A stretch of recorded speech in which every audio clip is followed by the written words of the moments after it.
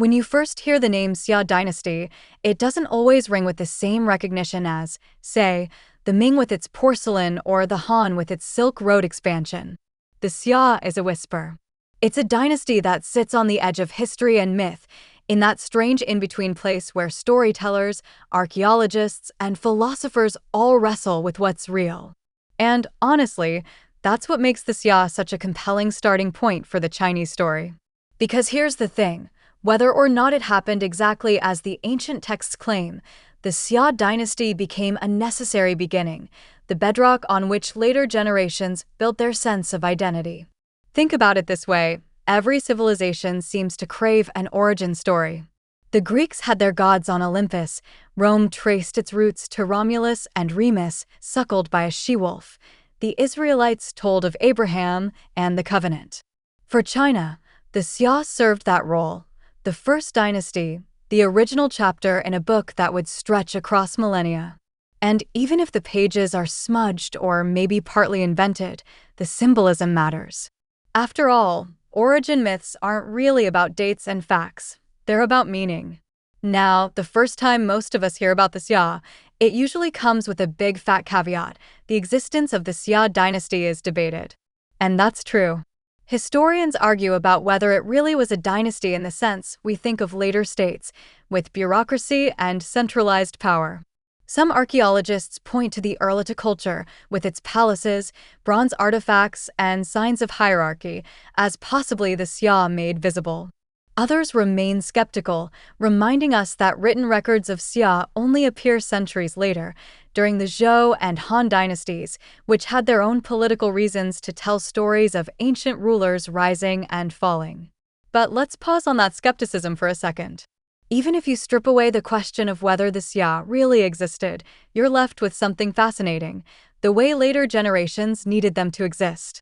The Xia became the template for talking about how dynasties rise, how rulers gain and lose legitimacy, how corruption destroys order. The Xia weren't just a dynasty, they were a lesson. That's why they mattered. You know what's wild? When you go back to the earliest written texts, the Shujing, Book of Documents, the Shurji, records of the Grand Historian, and the various bamboo annals, you'll notice a pattern. They don't treat the Xia like vague folklore. They describe rulers, policies, floods, battles, even palace intrigues. They turn you the Great into a kind of proto-hero, a man who mastered the floods, imposed order, and passed his authority to his son. That act, hereditary succession, becomes the crucial hinge. China's move from the legendary sage kings Yao and Shun, who supposedly ruled by merit and moral authority, to dynasties based on bloodline. That alone makes the Xia worth talking about. It's the beginning of hereditary monarchy in Chinese political thought. Let me explain why this matters. Imagine living by the Yellow River, the so-called China's sorrow. It floods unpredictably, wipes out crops, shifts its course, and generally reminds you that nature doesn't care about your plans. For communities to survive, they need cooperation, leadership, and ritual, something to bind people together in the face of chaos. Yu's flood control story, whether mythic or historical, represents exactly that: a society saying, look, someone strong, wise, and determined can tame nature and protect us. And when he passes power to his son, suddenly authority isn't just about personal virtue, it's institutionalized. It's something you can inherit, claim, and pass on. That's a massive conceptual leap. Of course, skeptics argue that this could be political propaganda. The Zhou, who overthrew the Shang, needed to justify their rule. So they crafted the idea of the mandate of heaven and Yu Xia as a cautionary tale: the good beginning, the virtuous Yu, followed by decline, corruption, and finally overthrow by Shang. It's a neat pattern. Maybe a little too neat. But that doesn't make it irrelevant. If anything, it shows how power uses memory. And here's where things get interesting on a cultural level. For centuries, Chinese identity leaned on this dynastic cycle: rise, virtue, prosperity, decay, collapse, renewal. The Xia were positioned as cycle zero, the first iteration of this pattern. When later rulers misbehaved, critics could point back and say, remember Jia, the last Xia king. Look how his tyranny destroyed a dynasty. Do you want to end up like him? In this way, even if Xia was a stitched-together myth, it shaped behavior. It gave later rulers both inspiration and a warning label. Let's digress for a moment. If you've ever looked at how civilizations use history, you'll see this everywhere. Americans look back at the founding fathers and wrap them in myth, cherry trees and honesty, powdered wigs and noble speeches, even though the reality was far messier. The British still circle around the legend of King Arthur, half fantasy though it may be, because it says something about chivalry and unity. The Xia fit this pattern. They're not just dusty records, they're a mirror held up to later ages. Now, here's the emotional hook. Imagine being a scholar in the Xia Dynasty, writing down these stories. You're trying to explain why dynasties fall, why your own rulers deserve power, and why order matters. So you look backward, you craft this tale of the Xia, and you place it at the beginning of everything. You know what that does? It anchors your whole civilization in a moral arc. It's like saying, we've always been on this journey, we've always known that virtue sustains power and vice destroys it. That's not just history, it's philosophy dressed up as narrative. And yet, despite the grandeur of that framing, there's still the sheer mystery of the Xia. The Erlita culture, around 1900 to 1500 BCE, offers us clues, palatial foundations, evidence of bronze smelting, jade workshops, social stratification. But you won't find inscriptions that say, "Welcome to the Xia Dynasty, founded by you the Great." It's inference, guesswork, and a little bit of hope. That's part of the allure. It leaves room for imagination. It's like the archaeological equivalent of a missing chapter in a favorite book. You know something was there, but you're left to speculate on the details. Some scholars suggest that maybe Xia wasn't a dynasty as we think of it, but a loose confederation of tribes along the Yellow River that gradually evolved towards something like statehood. That makes sense. After all, early states rarely spring up fully formed. They emerge from alliances, wars, and necessity. Others propose that Xia was less about historical reality and more about Zhou propaganda, a mythical placeholder inserted to create a neat three-stage story, Xia Shangzhou. It's tidy, and tidy usually makes historians suspicious. But here's the contradiction, and it's worth lingering on. Even as we doubt Xia's factuality, we can't escape its reality in Chinese consciousness. Because history isn't only about what happened, it's about what people believed happened. If generations of scholars, rulers, and common folk told and retold the Xia story, then the Xia are real in their impact, even if archaeologists never find that smoking gun inscription. It's like arguing over whether Troy was real before Schliemann dug up his Arlik. The Iliad shaped Greek identity long before archaeology confirmed and complicated the story. Honestly, there's a strange beauty in that uncertainty. It forces us to think not just about the Xia themselves, but about how we construct history. What do we count as evidence? Do we privilege texts, artifacts, or oral memory? And how do political needs shape the past we inherit? The Xia are the perfect case study for these questions, which is why they're such a powerful way to begin the story of Chinese civilization. So, why do the Xia matter? Because they mark the shift from timeless myth to something closer to recorded history. Because they introduced the model of dynastic succession and collapse that would dominate Chinese thought for 3,000 years. Because they gave later generations a warning, rule with virtue or lose everything. And because they remind us that history is never just about facts, it's about meaning, memory, and the way stories guide civilizations forward. And with that, we're ready to move deeper from the why they matter into the how they came to be. Which means looking at what life was like along the Yellow River before the Xia ever claimed the stage. That's where the floodwaters rise, the tribes fight for survival, and the conditions are set for you the Great to appear. If the Xia Dynasty is the prologue of Chinese history, then the backdrop is the Yellow River Basin itself, a landscape that was as much enemy as it was lifeline. Let's not romanticize it too much. Living along the Yellow River thousands of years ago wasn't like painting scrolls of misty mountains or sipping tea under plum blossoms. It was a constant gamble. The river flooded when it wanted, dried when it felt like it, and shifted courses so drastically it could erase entire villages overnight. And yet, People kept returning to its banks because the same silt that made it so unstable also made the soil unbelievably fertile. Survival hinged on learning to live with chaos. You can picture it: scattered tribal groups trying to stake claims on patches of land that might feed them if the floods stayed away. Some grew millet, a hardy crop that could handle less predictable conditions. Others foraged or hunted, relying on the shifting bounty of the land. But hunger was always near. When the rivers swelled too much, food stores were swept away. When it shrank, fields cracked and thirst set in. And yet, in this harsh push-pull environment, something crucial was happening. People were beginning to cooperate, to pool labor, to organize. After all, you couldn't build irrigation ditches or levees alone. You needed hands, lots of them. That necessity for cooperation is often overlooked when people talk about the birth of civilization.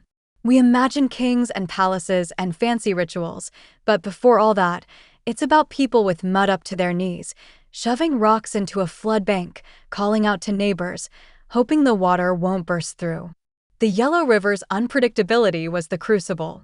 It forced early Chinese societies into collective action, and from collective action came hierarchy. Someone had to decide where the ditch went, who got the dry patch of soil, when to start planting. That's the seat of government right there, before dynasties and mandates and bronze bells. And here's the thing: these tribal societies weren't just passive victims of nature. They adapted in clever ways. Archaeology at places like Banpo, which predates the Xia but gives us a flavor of early village life, shows semi-subterranean houses, dug partly into the earth to keep warm in winter and cool in summer. Tools made of stone, bone, and later, early bronze fragments hint at communities gradually edging toward technological sophistication. They buried their dead with care, suggesting beliefs about the afterlife and ancestors, ideas that would only grow stronger with time. It's not hard to see the roots of what would later become the bedrock of Chinese culture: reverence for ancestors, the link between agriculture and ritual, and the sense that human life was part of a larger cosmic order. But survival wasn't just about fighting floods. It was also about fending off or cooperating with other tribes. The early Chinese landscape wasn't a single unified territory, but a patchwork of clans and groups. Some allied, some fought, some probably did both in cycles, depending on the season. And oral traditions hint at these rivalries in the form of mythical battles between culture heroes. You'll hear names like Qiyu, the warlike figure later remembered as a kind of demonic rival to the Yellow Emperor. You'll hear of the Yan and the Huang tribes, said to merge into the Huaxia people, who later became the core of Chinese identity. Are these literal truths? Maybe not. But they're snapshots of memory, fragments of how ancient people made sense of their struggles. Honestly, it's not hard to imagine why these myths sprouted. Picture a night around a fire, smoke curling into the dark, families huddled against the chill. Someone begins telling the story of how their people fought off invaders with cunning, or how their ancestor taught them to tame millet or fish with woven nets. Over generations, the stories grow, twist, and pick up supernatural sheen. A warrior becomes a demigod. A flood becomes the wrath of heaven. Before long, you've got a cultural identity taking shape through narrative. And speaking of floods, this is the moment to linger on just how central they were. The Chinese didn't call the Yellow River China's sorrow for nothing. To them, floods weren't just natural disasters, they were cosmic warnings. When the river broke its banks, it wasn't simply water misbehaving, it was heaven sending a message that rulers weren't governing correctly. That belief, linking natural disasters to moral and political failure, became one of the most enduring ideas in Chinese political philosophy. And it was forged here, in the struggles before the Xia, when people needed explanations for why their lives were upended overnight. Let me put it in modern terms. Imagine you're living in a city where every few years, without warning, the subway tunnels flood, your apartment block collapses, and your grocery store washes away. Wouldn't you start looking for patterns, for someone to blame, for some greater meaning? That's what early people along the Yellow River did. They connected floods to morality, to leadership, to cosmic order. It gave them a sense of control, even when reality was uncontrollable. This is the soil from which the Xia story would grow. Tribes battling hunger, floods forcing cooperation, myths crystallizing identity, and the creeping realization that leadership had to be more than just charisma. It had to be institutional. And that's why the Great's flood control story landed with such force. He wasn't just some strong guy stacking sandbags. He was the embodiment of what everyone was longing for, someone who could take chaos and bend it into order. But we're not quite there yet. Before you, the world was raw and fragmented. Think of it as a rehearsal stage. Tribes were experimenting with ways of living together, sometimes succeeding, sometimes failing. Hierarchies were forming, but they were fragile. Rituals were developing, but they weren't codified. Technology was emerging, but it wasn't dominant. And out of that uncertain mix, the possibility of dynasty would one day emerge. And here's a twist worth noting. Later historians, especially during the Zhou and Han, looked back at this pre-Xia world and painted it as chaotic compared to what came after. But was it? Or was it just different? Maybe those early tribes weren't as disordered as we think. Maybe they had their own systems of balance, their own rhythms of life that made sense in their context. It's easy for later dynasties to call the past barbaric. It makes their own rule look enlightened. But perhaps those early societies were far more sophisticated in their survival strategies than we give them credit for. So before the Xia, before dynasties and courts and tyrants, there was a river that refused to sit still, tribes that learned to wrestle with it, and stories that gave meaning to the struggle. And in those stories, the stage was being set. Because when you steps into the tale, he doesn't just represent a man fighting water. He represents a turning point, the possibility that humanity could organize itself into something bigger than a clan, something lasting, something dynastic. And that's where we'll head next, into the figure of Yu the Great, the man who became half legend, half blueprint for how a civilization could be built from mud, sweat, and the will to hold back the floods. If there's one name you can't escape when talking about the Xia dynasty, it's Yu the Great. He's the gravitational pull at the center of the story, the reason the dynasty even exists in the imagination of later Chinese history. But here's the tricky part. Yu sits right at that blurred line between legend and man, between cultural symbol and actual ruler. And honestly, that's what makes him so fascinating. Because when you dig into the tales about Yu, you're not just learning about an ancient figure, you're learning about how early China defined leadership, morality, and civilization itself. Let's start with the big story everyone knows. Yu tamed the floods. Now, don't underestimate how monumental this feat was in the eyes of ancient people. Floods weren't just seasonal annoyances, they were existential threats. Whole villages could be washed away overnight, crops destroyed, families drowned. So when stories say Yu controlled the waters, it's not just engineering, it's cosmic heroism. The tale paints him as someone who restored balance between humanity and nature, who took chaos and forced it into order. But the way Yu supposedly did it is telling. Earlier figures, like his father Gun, are said to have failed because they tried to block the waters with dikes and dams, which only made things worse.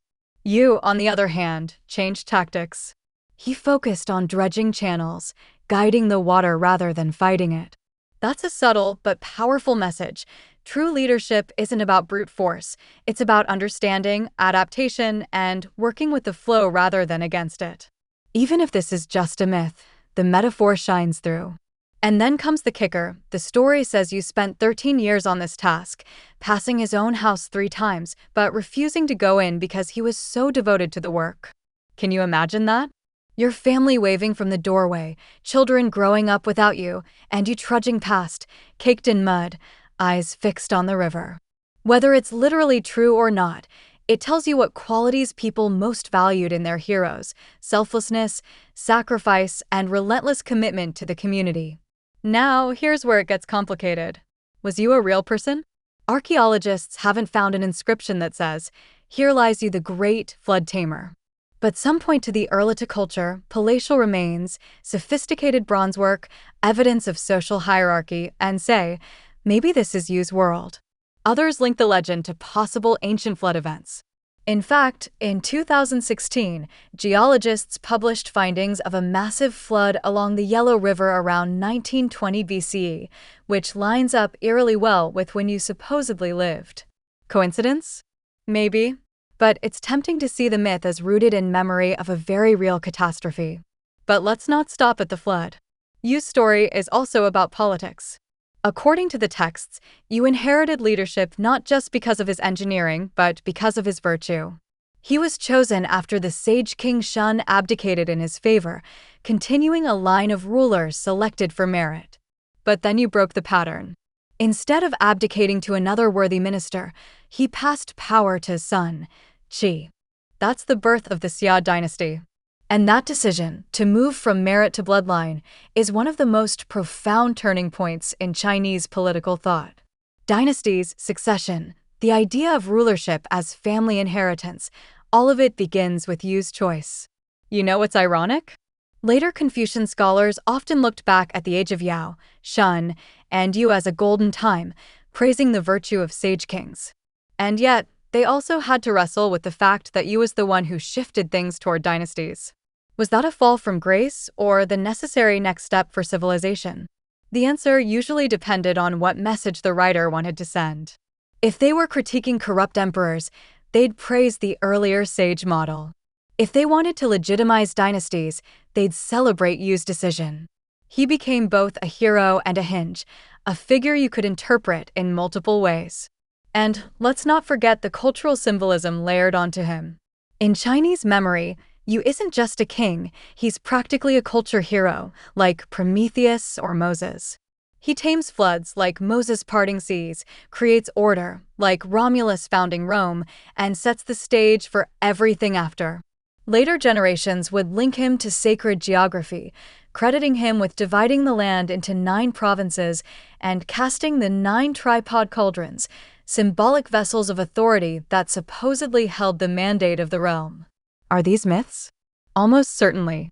But they gave shape to the very idea of China as a unified space, long before the concept of China existed as a political entity. Here's another layer. Yu is said to be lame, limping from his years of labor in the floods. That detail, whether symbolic or not, humanizes him. He's not a flawless god king, he's scarred, marked by the struggle. And that resonates. Real leaders, real parents, real people, they bear marks of what they've endured. Yu's limp says, greatness comes at a cost. Honestly, even if you never walked the earth, the stories about him did. And that's what matters. They framed what leadership should look like, what sacrifice meant, how rulers ought to balance strength with humility. Yu the Great, whether man or myth, became a mirror that later dynasties held up when asking, do we live up to this standard? And here's the haunting part. Every time floods returned, every time rulers faltered, people could look back and say, if you did it, why can't you? That's the power of legend. It doesn't fade when facts are fuzzy. It endures because it speaks to something deeper than dates and evidence. So was Yu the Great a myth? Probably. Was he a man? Possibly. Was he both? Almost certainly. Because in the end, Yu is less about what happened and more about what needed to be remembered. And through him, the Xia dynasty steps from the fog of legend into the realm of story, half history, half moral lesson, but undeniably powerful. Which brings us to the next turning point, the moment when Yu's choice to hand power to his son Qi creates the very idea of dynasty. That act, simple on its face, would echo for thousands of years in the corridors of Chinese palaces. When Yu the Great finally succeeded in taming the floods, or at least convincing people that he had, the obvious question was, what comes next? You've got a man who's held up as the embodiment of virtue, sacrifice, and cosmic balance. He's done the impossible, reshaped the land, maybe even reshaped destiny itself. But Yu wasn't going to live forever, and succession loomed like a storm on the horizon. This is where the story takes a sharp turn, one that would echo through millennia. Yu passed the mantle not to another virtuous minister, as his predecessors Yao and Shun had done, but to his own son, Qi. That one act may not sound revolutionary on the surface. After all, plenty of societies had family succession, but in Chinese tradition, it marked a decisive break. Before Yu, power supposedly passed by merit. Yao chose Shun because Shun was wise, patient, and able to harmonize fractious tribes. Shun chose you because you proved his worth in the mud and floods. This was leadership as a moral trust, a kind of cosmic relay baton handed to whoever proved themselves most aligned with heaven's will. But you changed the rules. He made leadership hereditary. In doing so, he transformed the very architecture of Chinese politics. Here's the thing, later generations treated this as both natural and dangerous. On one hand, dynasty brought stability. If power passes from father to son, you avoid endless squabbles over succession. You don't have to reinvent the government with each generation. Institutions can grow, expand, and endure. That's the upside. But there's a downside too. Blood doesn't guarantee virtue. Just because your father was great doesn't mean you'll be. And as Chinese history would show again and again, hereditary rule could just as easily lead to tyrants and fools as to sages. So why did you make this choice? Maybe it was personal. After all, he had sacrificed everything for his people, even limping past his home without stopping in for years. Maybe he felt his family had earned the right to continue ruling. Or maybe he simply realized that the old system of abdication to the worthy wasn't sustainable. You can imagine the tensions it created, ministers jockeying for the throne, factions forming, rivalries bubbling. Hereditary succession, for all its flaws, at least gave everyone a clear line of authority. And yet, this wasn't a smooth transition. According to the legends, Yu's ministers initially resisted Qi's claim. They still expected the old pattern, waiting for Yu to appoint the most virtuous man. Some accounts even describe rebellions against Qi as rivals challenged his legitimacy. But Qi prevailed through force, through alliances, or perhaps simply because people were ready to embrace stability. Once Qi secured the throne, the Xia Dynasty as an institution was born. What's striking is how later philosophers wrestled with this moment. Confucius himself often held up Yao, Shun, and Yu as paragons of virtue, models of what rulers ought to be. But he also recognized that dynastic succession was here to stay. The mandate of heaven concept, the idea that rulers hold power only so long as they remain virtuous, was, in a sense, a compromise. It allowed hereditary monarchy to exist, but with a moral leash. If a dynasty lost its virtue, heaven could revoke its mandate and transfer power to another. That way, you could have dynasties without giving up the ideal that rulers must be moral exemplars. Honestly, this tension between bloodline and merit, between family right and moral duty runs through all of Chinese history. Every time an emperor grew corrupt, critics would invoke Yu's choice as a turning point. They'd ask, was it wise to abandon the abdication system? Would China have been better off if each ruler had to prove their worth anew? It's one of those unanswerable questions, but the fact that it kept being asked shows how deeply this moment resonated. Let's pause here for a modern analogy. Think about family businesses today. When a founder builds something from scratch, pouring sweat and vision into it, the next question is always, who takes over? If the founder hands it to a child, everyone wonders, does the child have the same drive? Or are they just coasting on the name? Sometimes it works out brilliantly, sometimes it's a disaster. Dynasties are like family businesses on a civilizational scale. You set that precedent. There's also a cultural symbolism at work. By making succession hereditary, you reinforce the importance of family as the central unit of Chinese society. From then on, the family wasn't just about personal identity, it was the metaphor for the state. The ruler was the father of the people. Obedience to authority mirrored filial piety. This framework would shape Confucian ethics, social order, and governance for centuries. And it all begins here with Yu's decision.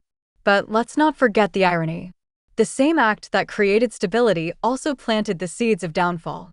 The Xia would one day collapse, remembered as a cautionary tale of tyranny under King Jia. The moral lesson wasn't lost on later generations. Dynasties rise when rulers act like Yu, and they fall when they act like Jia. In that sense, Yu's decisions set up the whole cyclical model of Chinese history: the rise, the glory, the corruption, the collapse, and the rebirth. And here's what's fascinating. For the Zhou historians who recorded these stories centuries later, this narrative was gold. It justified their rule by framing history as a cycle, one they just happened to be the virtuous inheritors of.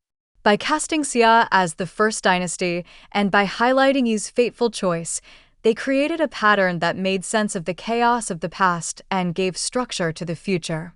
Whether or not it happened exactly this way almost doesn't matter. The story itself reshaped how Chinese civilization understood power.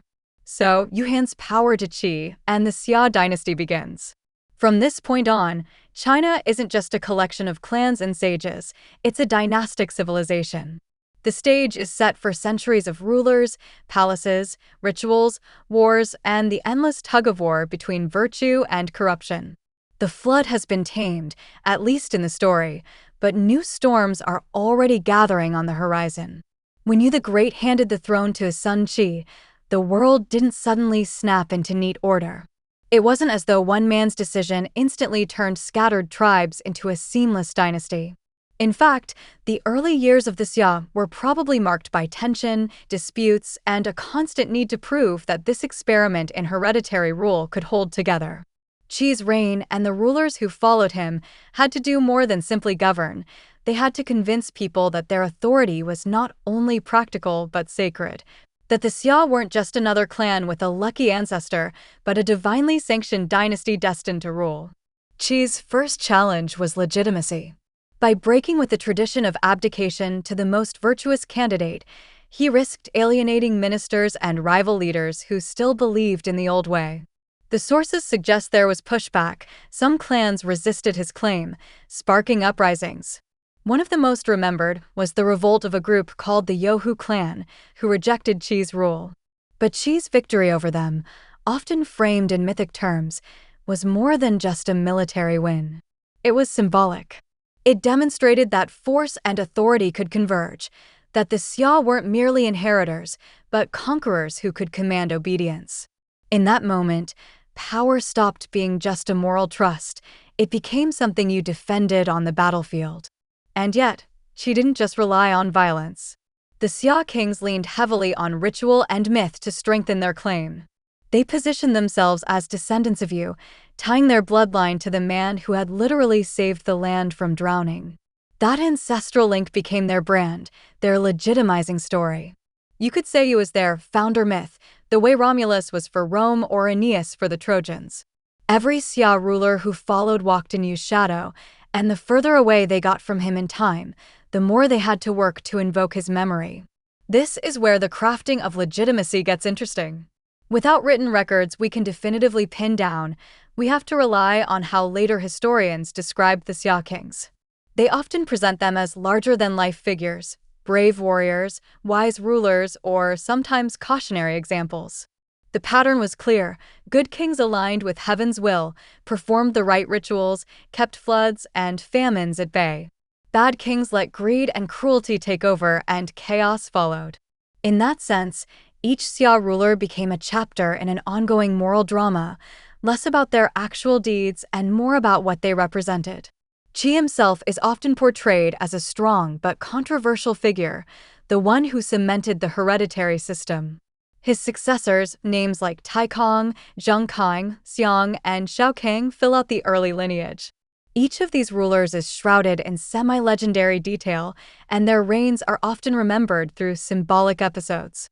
Taikang, for instance, was said to indulge in hunting and pleasures, neglecting his duties, leading to rebellion and turmoil.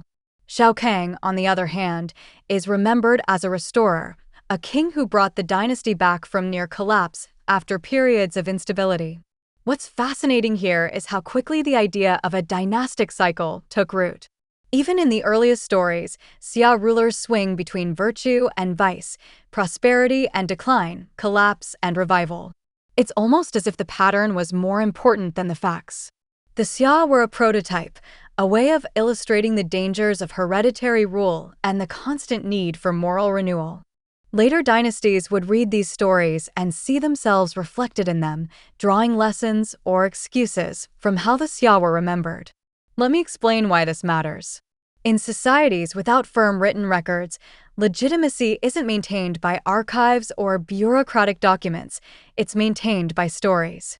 You gather people around the fire or the court and retell the tale of how your ancestor saved the world, how your family has always been destined to lead, how the gods or heaven favor your bloodline. The Xia kings were masters, consciously or unconsciously, of this practice. They became characters in their own myth, each one reinforcing or undermining the dynasty's claim. And of course, ritual was central. Archaeological finds from Urlitu suggest elaborate bronze vessels and jade objects were already in use for ceremonies. These weren't just pretty artifacts, they were tools of power. They connected rulers to the ancestors, to heaven, to the cosmic order. When a Xia king performed a sacrifice, he wasn't just feeding spirits, he was proving to his people that he alone stood at the intersection of human and divine. That claim of being the mediator between earth and heaven was perhaps the most important source of legitimacy a ruler could wield. But there's a tension here. The Xia rulers were trying to balance two worlds: the raw, practical demands of survival, fighting floods, feeding people, crushing rebellions, and the symbolic, ritualistic world of legitimacy. Sometimes they managed it, sometimes they failed spectacularly. And those failures became part of the story too, etched into cultural memory as warnings. Here's an analogy. Think about modern political leaders. They don't just pass laws and manage budgets. They craft narratives about who they are and what their leadership means. They use symbols, ceremonies, slogans. They invoke founding fathers, heroes, or sacred values. The Xia kings were doing the same thing in their own way. They were weaving political theater and sacred ritual into the fabric of power, turning themselves from men into symbols. And it worked, at least for a while. The early Xia rulers managed to carve out a sense of continuity, a dynasty that lasted centuries, at least in the traditional telling. That continuity gave shape to the very idea of China, even if it was still embryonic, more a cultural identity than a unified nation-state. But the seeds of instability were always there. The very reliance on hereditary succession meant that virtue wasn't guaranteed. The swings between strong rulers and weak ones, between order and chaos, would define not just the Xia, but the pattern of Chinese history to come. And even as the Xia solidified their myth, cracks were already beginning to show. Still, for now, the dynasty was alive, its rulers remembered as both heroes and warnings, and its legitimacy anchored in the memory of you. And as the generations passed, the Xia kings didn't just govern. They laid down the DNA of what Chinese rulership would mean, a blend of power, ritual, family, and myth. Next, we'll step back and look at the bigger picture.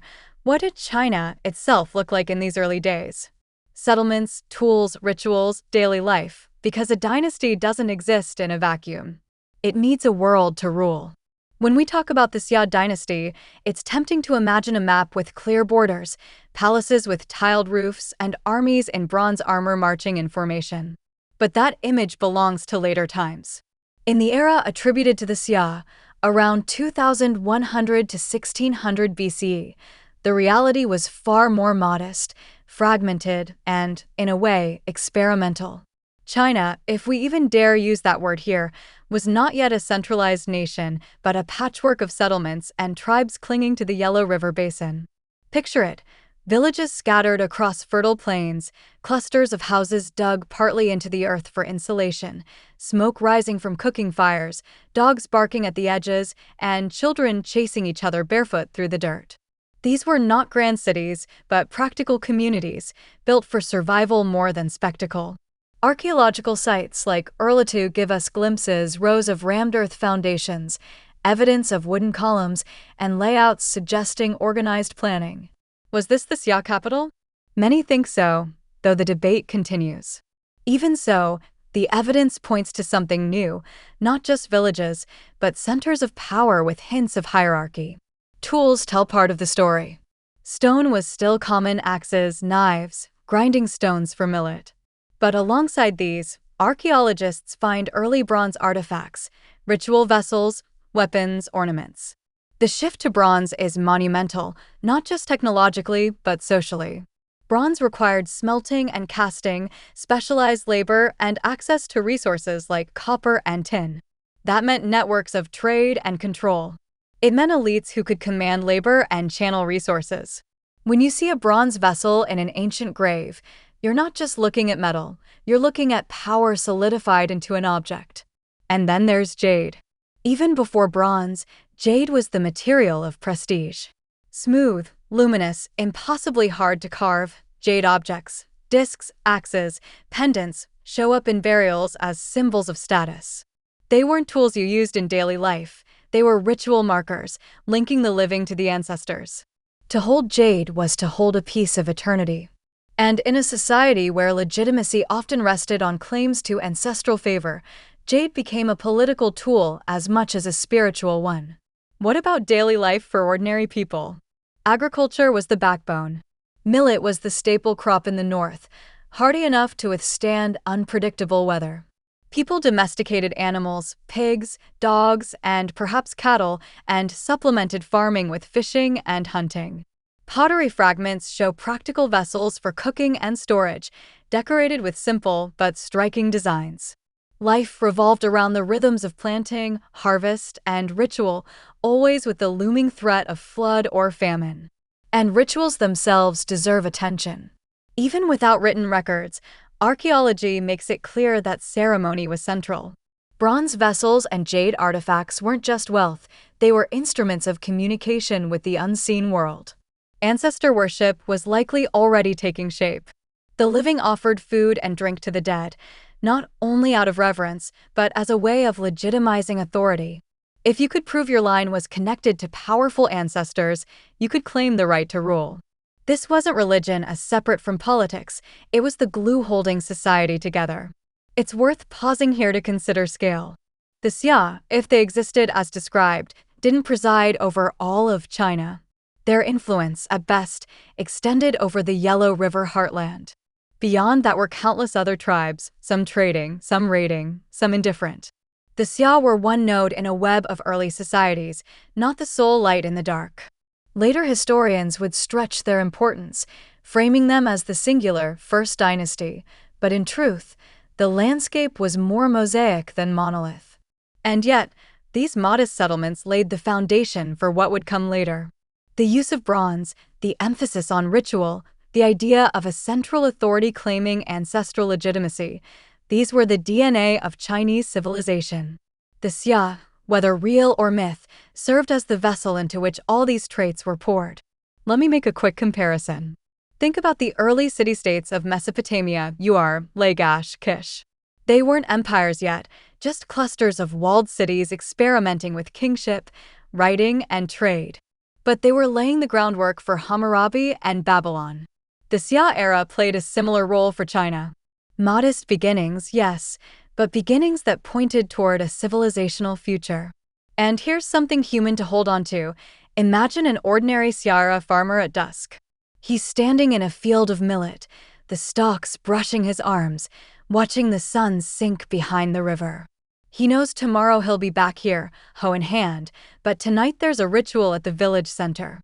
He'll bring a bowl of grain as an offering, watch as the elders chant to the ancestors, and feel, if only for a moment, that he is part of something larger, something stretching back into the past and forward into a future he can't yet imagine.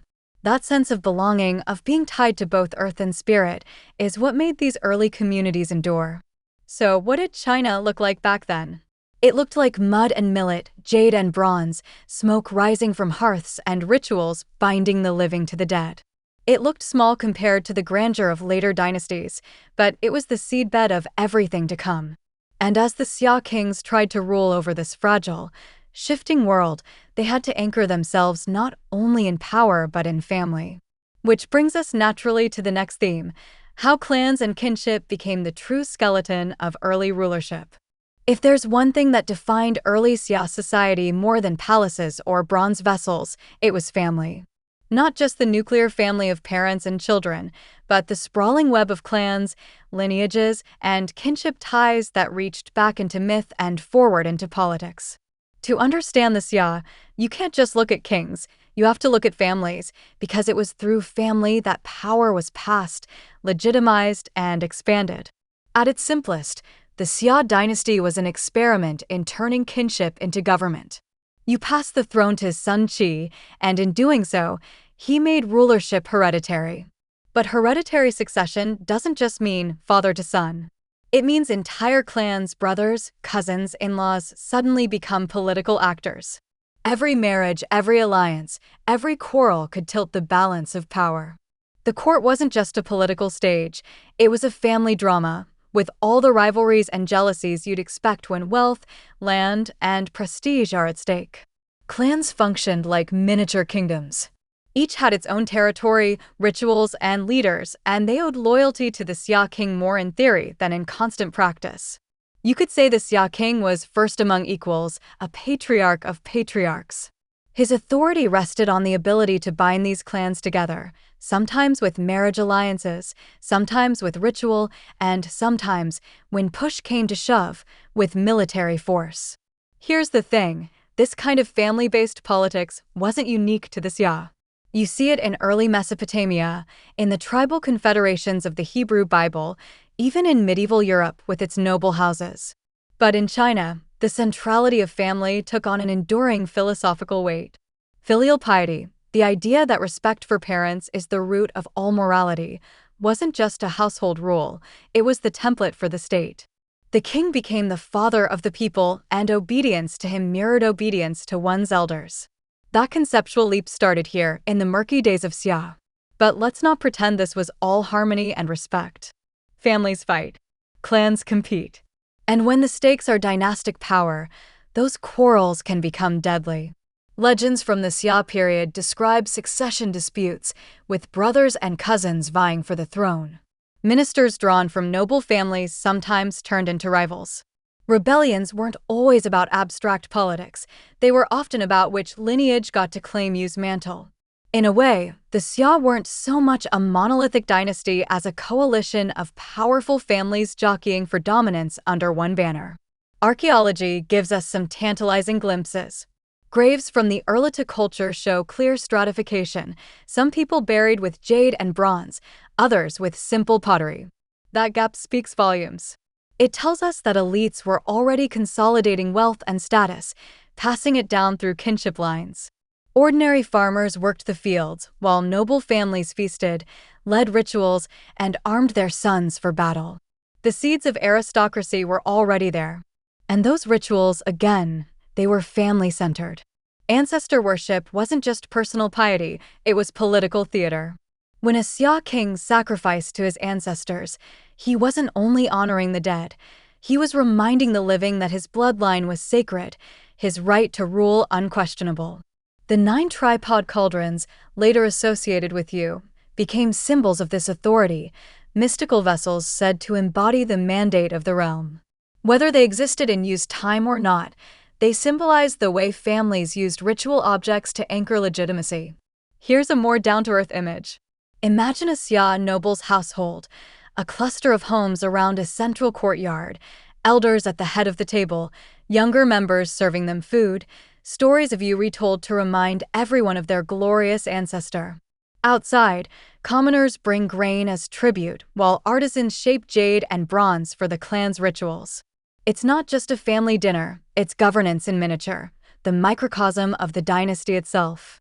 But family politics cut both ways.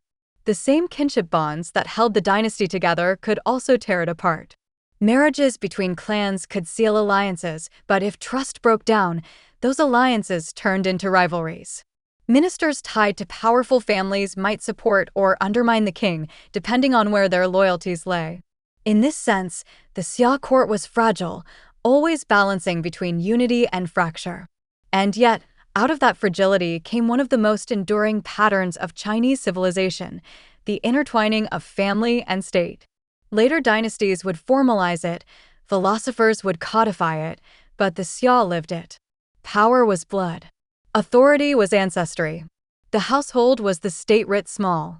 It's easy to romanticize this as a kind of ancient harmony, but let's not forget the human messiness underneath.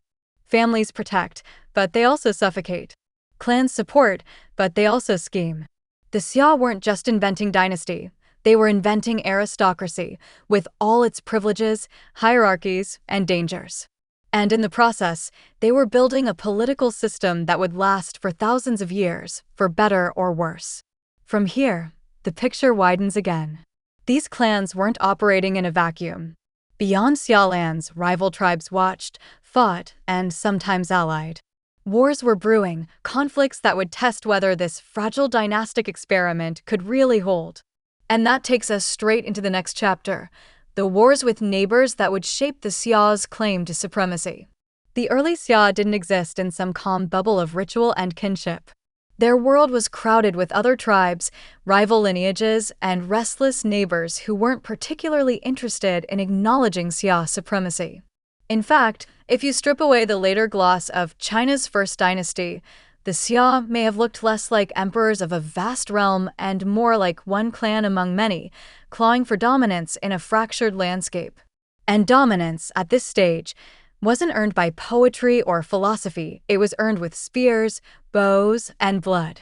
The Chinese texts that speak of the Xia often hint at recurring conflict with barbarian tribes, groups with colorful names like the Yohu, the Huai, or the Miao. Sometimes these were enemies, sometimes trading partners, sometimes both, depending on the year. It's tempting to imagine neat maps with borders, but in truth, this was a shifting mosaic of alliances and rivalries. If you want a modern analogy, think less country versus country and more Game of Thrones between warlords. Take Qi, Yu's son and the first true Xia king. He's said to have faced rebellion from clans that didn't accept his hereditary claim. The most famous was the Yohu clan, who rejected Qi's authority outright. The battle that followed, often called the Battle of Gone, wasn't just a scuffle, it was a crucible. Qi's victory supposedly secured his throne, but symbolically, it was much more. It marked the transition from a system based on moral consensus to one enforced by military might. Power, from then on, wasn't just inherited, it was defended. And that pattern repeated itself across Xia history. When succession disputes arose, when vassal clans got too ambitious, or when neighboring groups pressed in on Xia lands, the response was war. Leaders were judged not only by their ritual piety, but by their ability to muster troops, win battles, and keep rivals in check. Victory wasn't just survival, it was legitimacy. A Xia king who lost wars risked losing heaven's favor and, more immediately, his throne. Archaeology again provides a window into this world. Excavations at Erlitou show bronze weapons alongside ritual vessels, daggers, axes, spearheads. These weren't ceremonial toys, they were functional tools of violence. Their presence in elite graves tells us something important. Warfare wasn't just a necessity, it was a pathway to prestige. A noble's worth was measured in part by his ability to fight and command. In a sense, bronze became the medium of both ritual and war, blurring the line between the sacred and the violent. But here's the paradox. While war was destructive, it also helped create unity. Every time the Xia rallied against an outside threat, they reinforced the idea that they were a distinct people, heirs of Yu, bound together against others. Fighting the Miao or quelling rebellious clans wasn't just about territory, it was about identity. Who are we?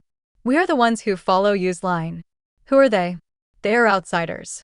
That us versus them dynamic, forged in the fires of tribal conflict, laid the groundwork for the larger concept of Huaxia, the cultural seed of what would become China. It's worth pausing on that word, Huaxia. Later historians described the Xia as the ancestors of the Huaxia people, who in turn became the cultural core of the Chinese identity.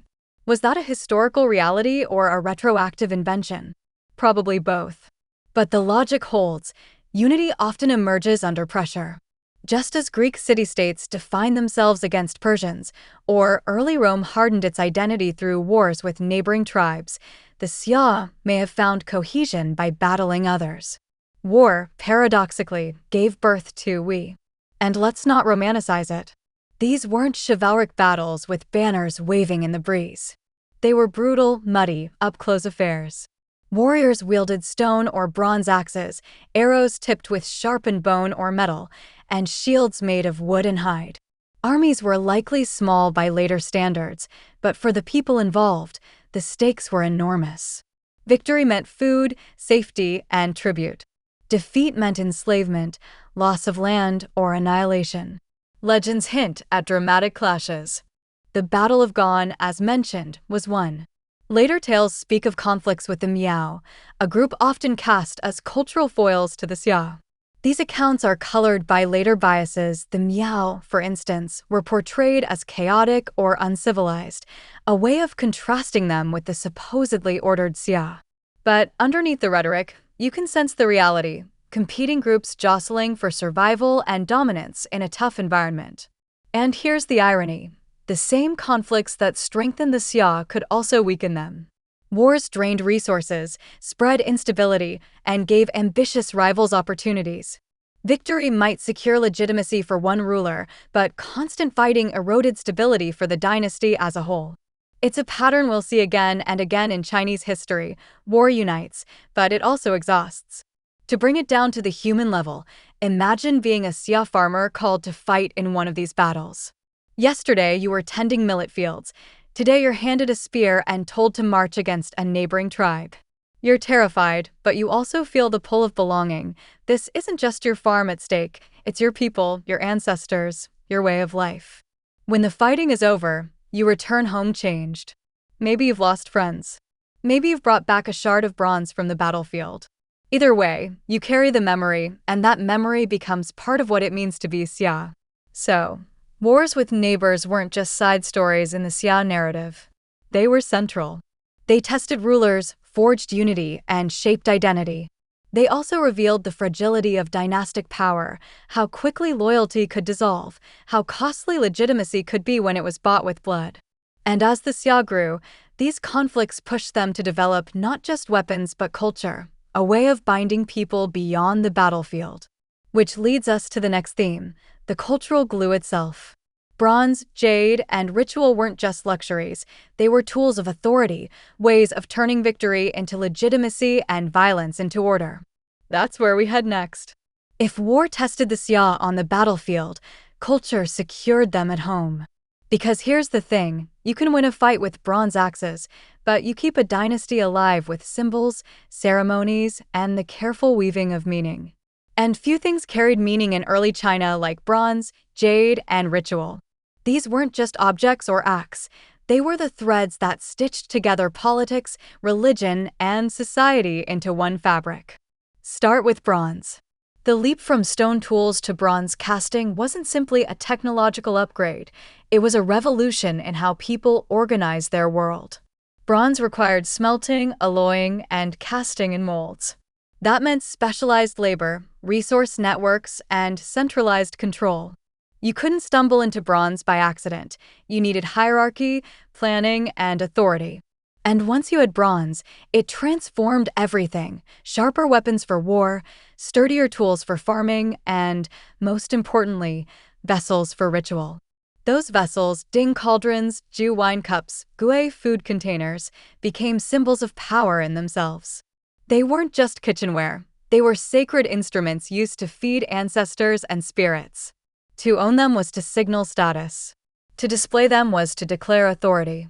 Later dynasties would treat the possession of great bronze cauldrons, especially the mythical 9 tripod cauldrons linked to you, as proof of legitimate rule. It's no exaggeration to say that bronze casting wasn't just technology, it was ideology cast in metal. But before bronze, and alongside it, came jade. Jade had already been revered for centuries in Neolithic China, and during the Xia period, it was still the most precious material imaginable. Its toughness made it incredibly hard to shape, which meant that every polished disc or carved pendant represented hours upon hours of skilled labor. To place jade in a grave wasn't just an act of wealth, it was a statement about the eternal. Jade's translucence, its cool, luminous quality, seemed to embody purity and endurance. A king buried with jade wasn't simply rich, he was eternal, tied to cosmic order. Archaeologists have uncovered jade-sewn, square tubes with circular hollows, by discs, and ceremonial axes from Xia-era contexts. These weren't functional tools, they were ritual objects. And their presence suggests that, even in this early period, material culture was deeply tied to spiritual belief. Jade was how you communicated with ancestors, how you bridged the human and divine. And that brings us to ritual. If bronze and jade were the tools, ritual was the theater. The Xia kings, like rulers after them, didn't just wield power through force, they enacted it through ceremony. Picture a Xia ruler presiding over a sacrifice, bronze vessels arrayed before him, jade ornaments gleaming, attendants chanting prayers, smoke from offerings rising into the sky. In that moment, the king isn't just a man, he's the mediator between his people and the ancestors, between earth and heaven. That role was the cornerstone of legitimacy. It's important to note that this wasn't religion in the modern sense, where belief and faith are separated from politics. In Xia times, the two were inseparable. Ritual wasn't about personal piety, it was about collective survival. If floods threatened the crops, you didn't just build levees, you performed sacrifices to restore cosmic balance. If war loomed, you sought the blessing of ancestors before marching. To skip ritual wasn't just impious, it was dangerous. The very safety of the community was thought to hang on it. And here's the subtle brilliance of this system. It turned power into performance. A ruler didn't just rule, he performed the role of cosmic mediator. Every time he poured wine into a bronze vessel, every time he placed jade on an altar, he was reminding his people, only I can do this. Only my bloodline has the connection to the ancestors strong enough to keep balance. Ritual, in other words, was politics staged as theater, and the audience was the entire community. But let's not miss the human side of it. Ritual wasn't just for kings. Ordinary villagers, too, had their own ceremonies, small offerings to household ancestors, prayers at graves, tokens of respect before planting or harvesting. In a world where life was precarious, these acts offered reassurance. They tied families to their past, to one another, and to something larger than themselves. Imagine lighting a small fire at dusk, placing a bowl of millet before it, whispering words to a grandfather long gone, and believing, truly, that he was still watching, still guiding. That kind of belief shapes how you live, how you obey, how you belong. And so, bronze, jade, and ritual formed a kind of cultural triangle. Bronze gave power material form, jade gave it eternal weight, and ritual gave it meaning. Together, they created a system where politics, spirituality, and daily life weren't separate categories, but one seamless whole.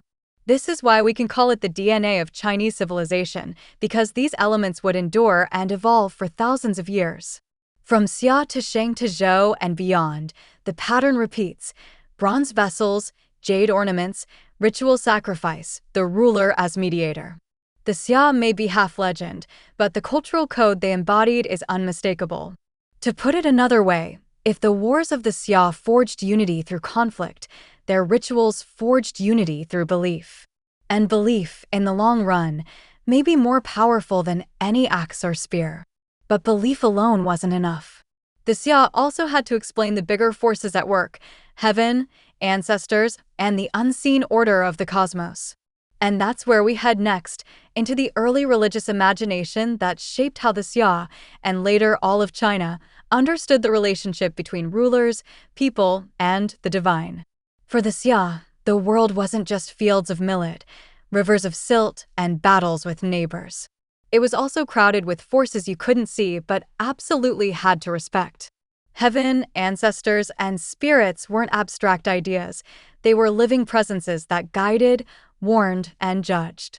To ignore them was to invite disaster. To honor them was to secure safety, prosperity, and legitimacy. Let's start with ancestors. In Xia thought, or at least in the way later tradition remembered it, the dead didn't vanish. They lingered. Ancestors weren't just fondly remembered grandparents, they were active members of the family, still capable of blessing or punishing the living. When you offered food, drink, or jade in ritual, you weren't performing symbolic theater. You were literally feeding and appeasing the spirits of those who came before. This belief gave family an even deeper weight than we've already seen. If your ancestors were powerful, then your family line was powerful. And if you were a king claiming descent from you the Great, your ancestors weren't just protective spirits, they were civilization's founding heroes. That's why ancestor worship was political as much as spiritual. The Xia kings positioned themselves as the mediators who could keep those ancestral spirits content, ensuring that floods stayed in check, crops grew, and wars ended in victory. Now, zoom out beyond family, and you get to heaven. The Xia didn't yet have the fully developed concept of the mandate of heaven that the Zhou would later articulate, but the seeds of it were already sprouting. Natural disasters, for instance, weren't seen as random events. If the Yellow River burst its banks or if famine struck, people looked to the king and wondered, has he failed the ancestors? Has heaven turned its back? Even if the language wasn't codified yet, the logic was in place. Cosmic order and political order were one and the same. And this belief had teeth. Because if disasters meant the ruler had lost heaven's favor, then rebellions weren't just political acts, they were righteous corrections. You can see how this would become the moral justification for overthrowing dynasties later on. But even in Xia times, the link between heaven's will and human rule was already shaping how people thought about legitimacy. Here's something worth pausing on. Heaven wasn't imagined as a personal god in the way Zeus or Yahweh was. It wasn't anthropomorphic, hurling lightning bolts from a throne. Heaven was more abstract, a force, a principle, an overarching order. It was moral, but impersonal. To be aligned with heaven was to act with virtue, to govern wisely, to keep harmony. To stray was to invite chaos. That abstraction made it flexible, adaptable, and enduring. But while heaven was lofty and abstract, ancestors were close and intimate. Together, they created a dual structure, heaven as the overarching principle of legitimacy, ancestors as the immediate enforcers of loyalty. You needed both. A king could claim heaven's favor, but he had to prove it by honoring his lineage. A family could appeal to ancestors, but they lived under the shadow of heaven's order. This balance was the scaffolding of Xia religious imagination. And ritual tied it all together.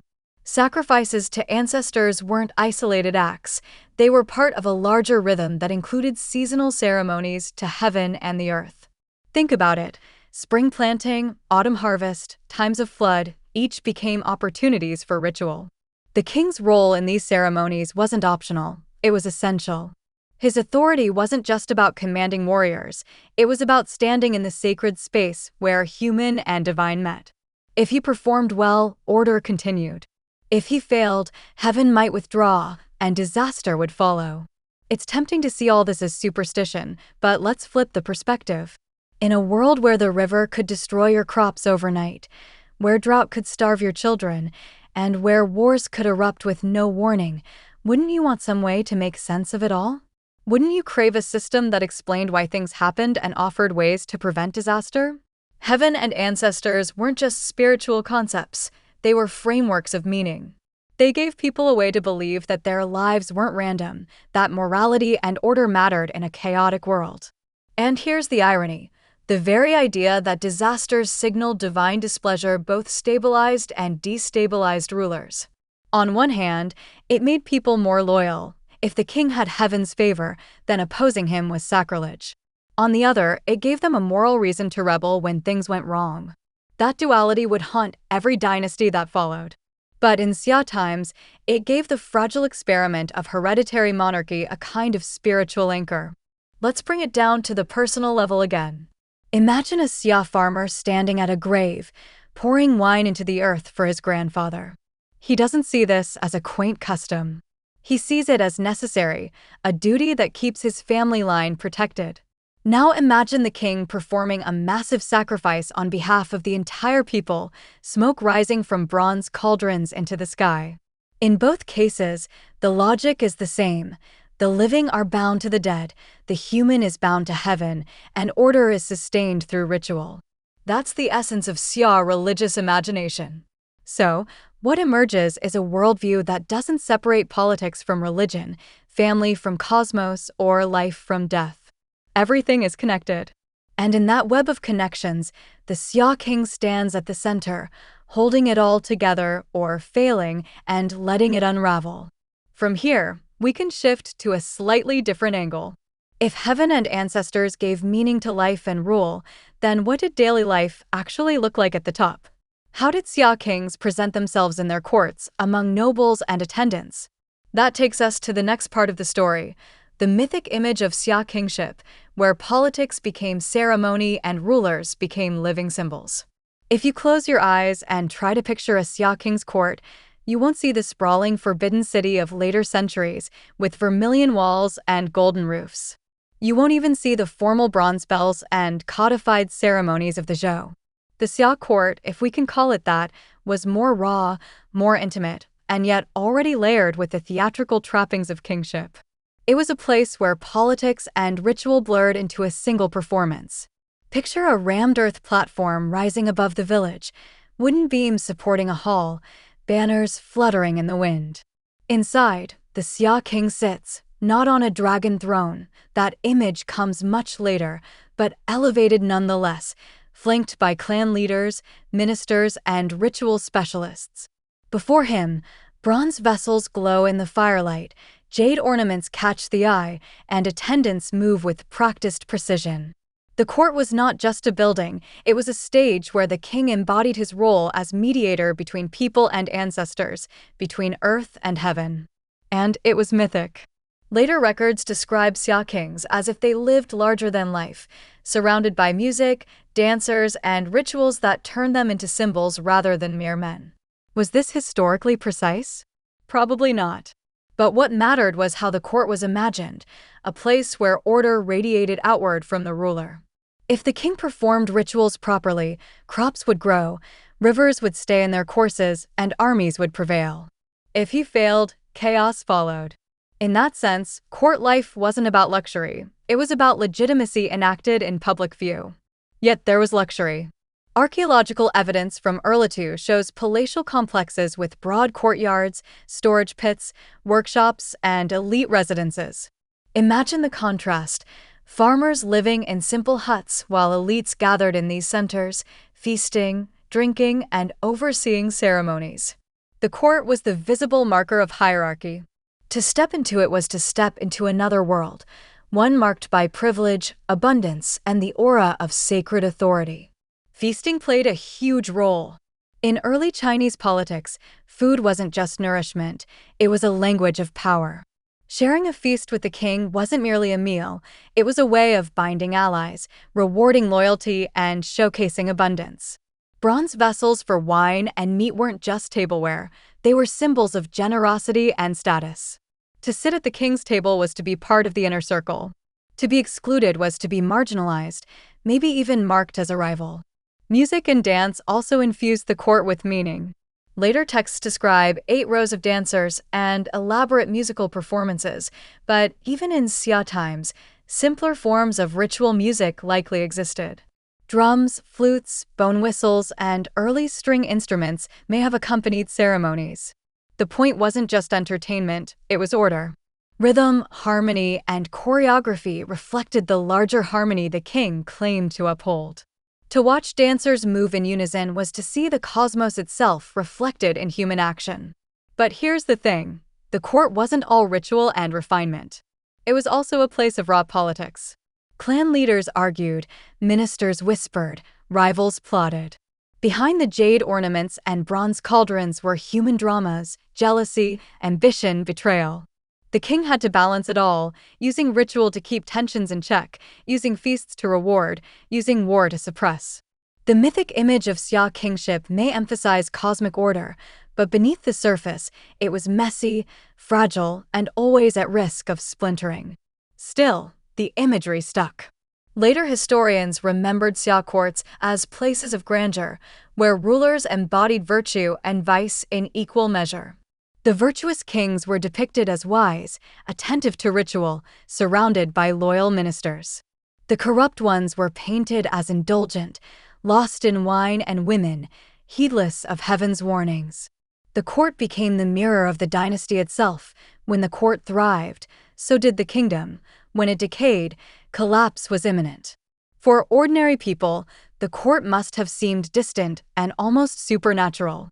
A farmer in the fields might never set foot in the king's hall, but he would hear of the rituals, the feasts, the decrees.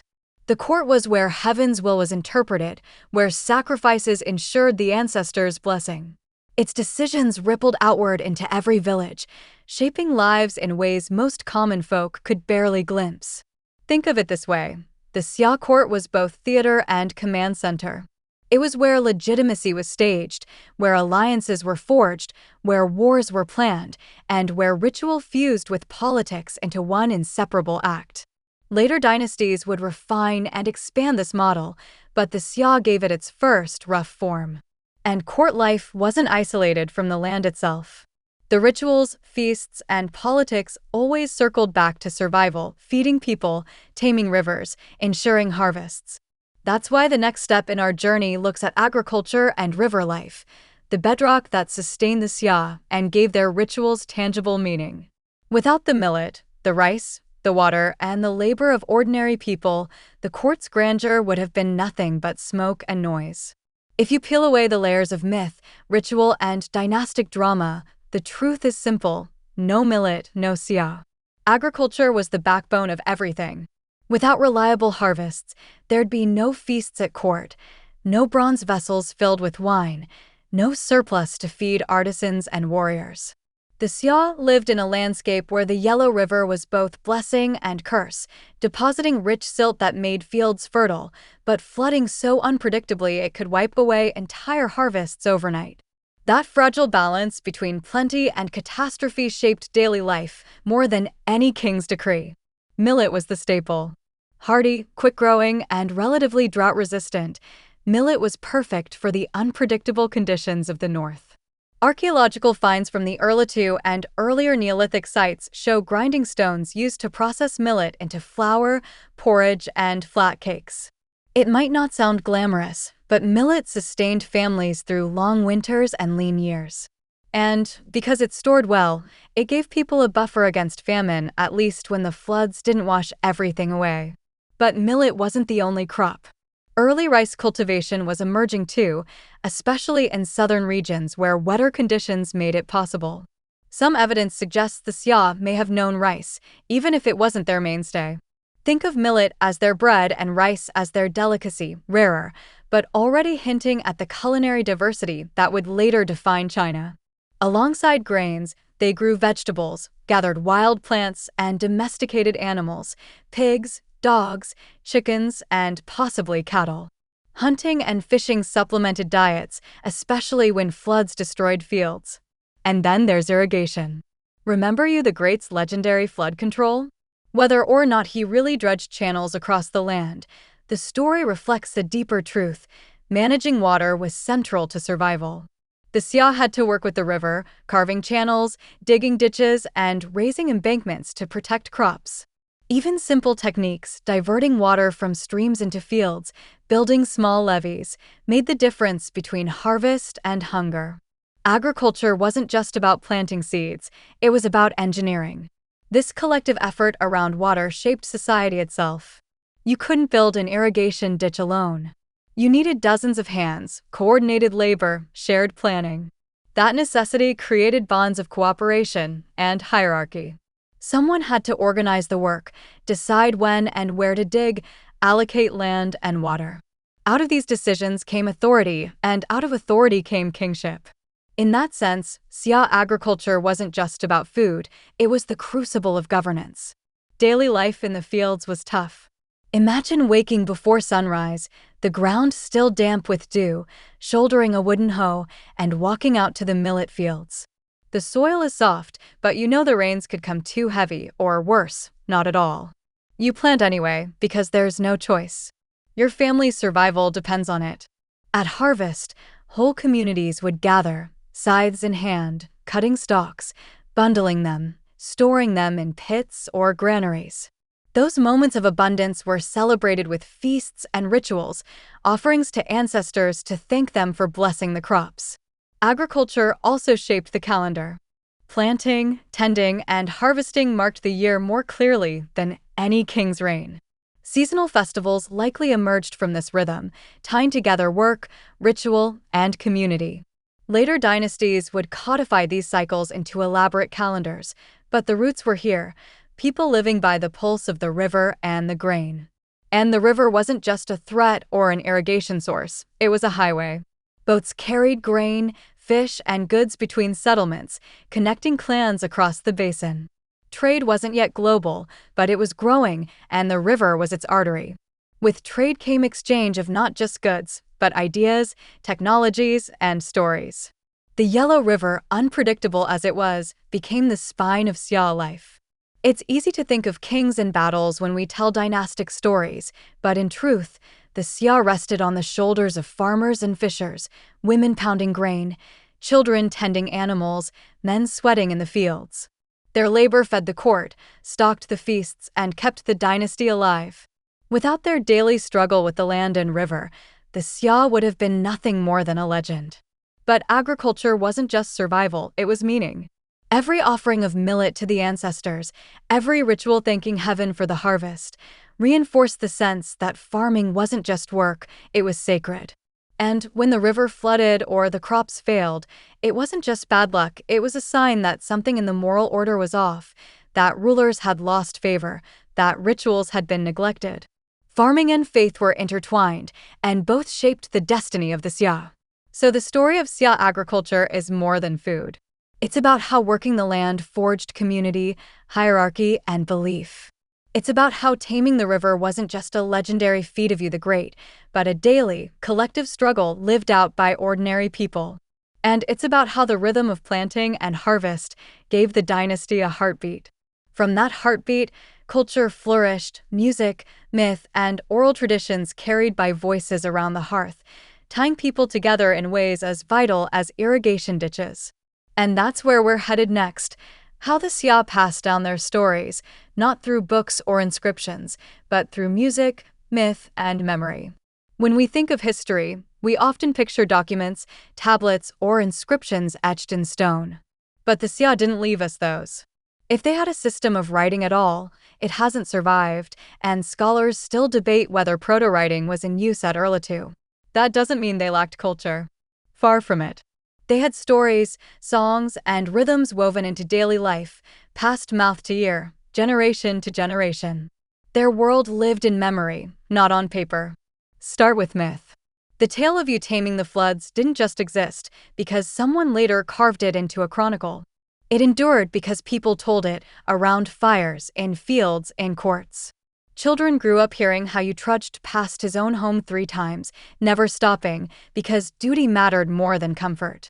That story wasn't simply a history lesson, it was a moral compass. Myths like this carried values, perseverance, sacrifice, loyalty in ways more powerful than any law. And myths weren't limited to rulers. They likely included tales of creation, of spirits, of battles with rival tribes. Think of figures like Qiyu, remembered as a fearsome warlord with horns and iron weapons, later demonized but probably once a hero of a rival people. Or the Miao, often cast as chaotic foils to the orderly Xia. These myths weren't just entertainment, they were political memory dressed in supernatural clothing. They reminded people who we were by contrasting us with them. But myth wasn't the only vessel. Music played its part. Archaeology has uncovered flutes carved from bird bones dating back thousands of years, predating even the Xia, but certainly still in use. Imagine a haunting melody drifting over a millet field at dusk, the sound carrying across the river. Music wasn't decoration, it was ritual, identity, and social glue. Drums likely pounded in ceremonies, marking rhythm during sacrifices or feasts. String instruments, in their simplest forms, may have added texture. Together, these sounds shaped emotion, binding communities in shared experience. In the court, music and dance amplified ritual. A king didn't just offer wine to ancestors, he did so to the accompaniment of drums, flutes, and choreographed movements. Harmony in music symbolized harmony in society. If the dancers moved in unison, if the instruments blended, it reflected the cosmic order the king claimed to uphold. Disruption in ritual, a drum out of sync, a dancer stumbling, could be read as an omen, a sign that order was fraying. Music was both art and divination. And then there were oral traditions. Without writing, history lived in memory. Elders told stories to the young. Warriors recounted battles. Families traced their lineages aloud, reciting ancestors' names like a litany. These oral chains weren't perfect, details shifted, embellishments crept in, myths inflated reality, but they kept identity alive. To know your ancestors by name was to know who you were. To forget them was to lose yourself. Here's the fascinating part: oral traditions are flexible. They bend to the needs of the moment. A clan leader might use legacy to rally followers. A family might tweak a lineage story to elevate their status. A king might sponsor certain myths to bolster legitimacy. Memory wasn't static, it was a living tool. That's why later historians inherited such rich but contradictory accounts of the Xia, because centuries of oral retellings had already reshaped them into moral dramas, not cold records. Let's pause for a modern analogy. Think about family stories told at gatherings. One uncle tells of a grandfather's bravery in the war. Another cousin adds details, embellishes a little. Over decades, the story grows, smooths over awkward truths, highlights virtues. By the time the great-grandchildren hear it, the grandfather is practically a legend. That's oral tradition at work, not false, but not fixed either. The Xia lived in that space, where truth and meaning blurred into something bigger. And myths weren't only political or moral. They also explained nature. Floods, droughts, eclipses, these demanded explanation. If the river swallowed villages, it wasn't just bad luck. It was heaven sending a warning, or a spirit demanding respect. Oral tales turned chaos into narrative, gave people a way to endure uncertainty. That's why myths stuck. They made sense of the senseless. For ordinary Xia people, these stories and songs weren't abstract philosophy. They were woven into everyday rhythms. A mother humming a tune while grinding millet, a farmer chanting a prayer as he casts seed, children hearing tales of you before bed. This was how culture survived. No scrolls, no inscriptions, but a living chain of memory stretching across generations.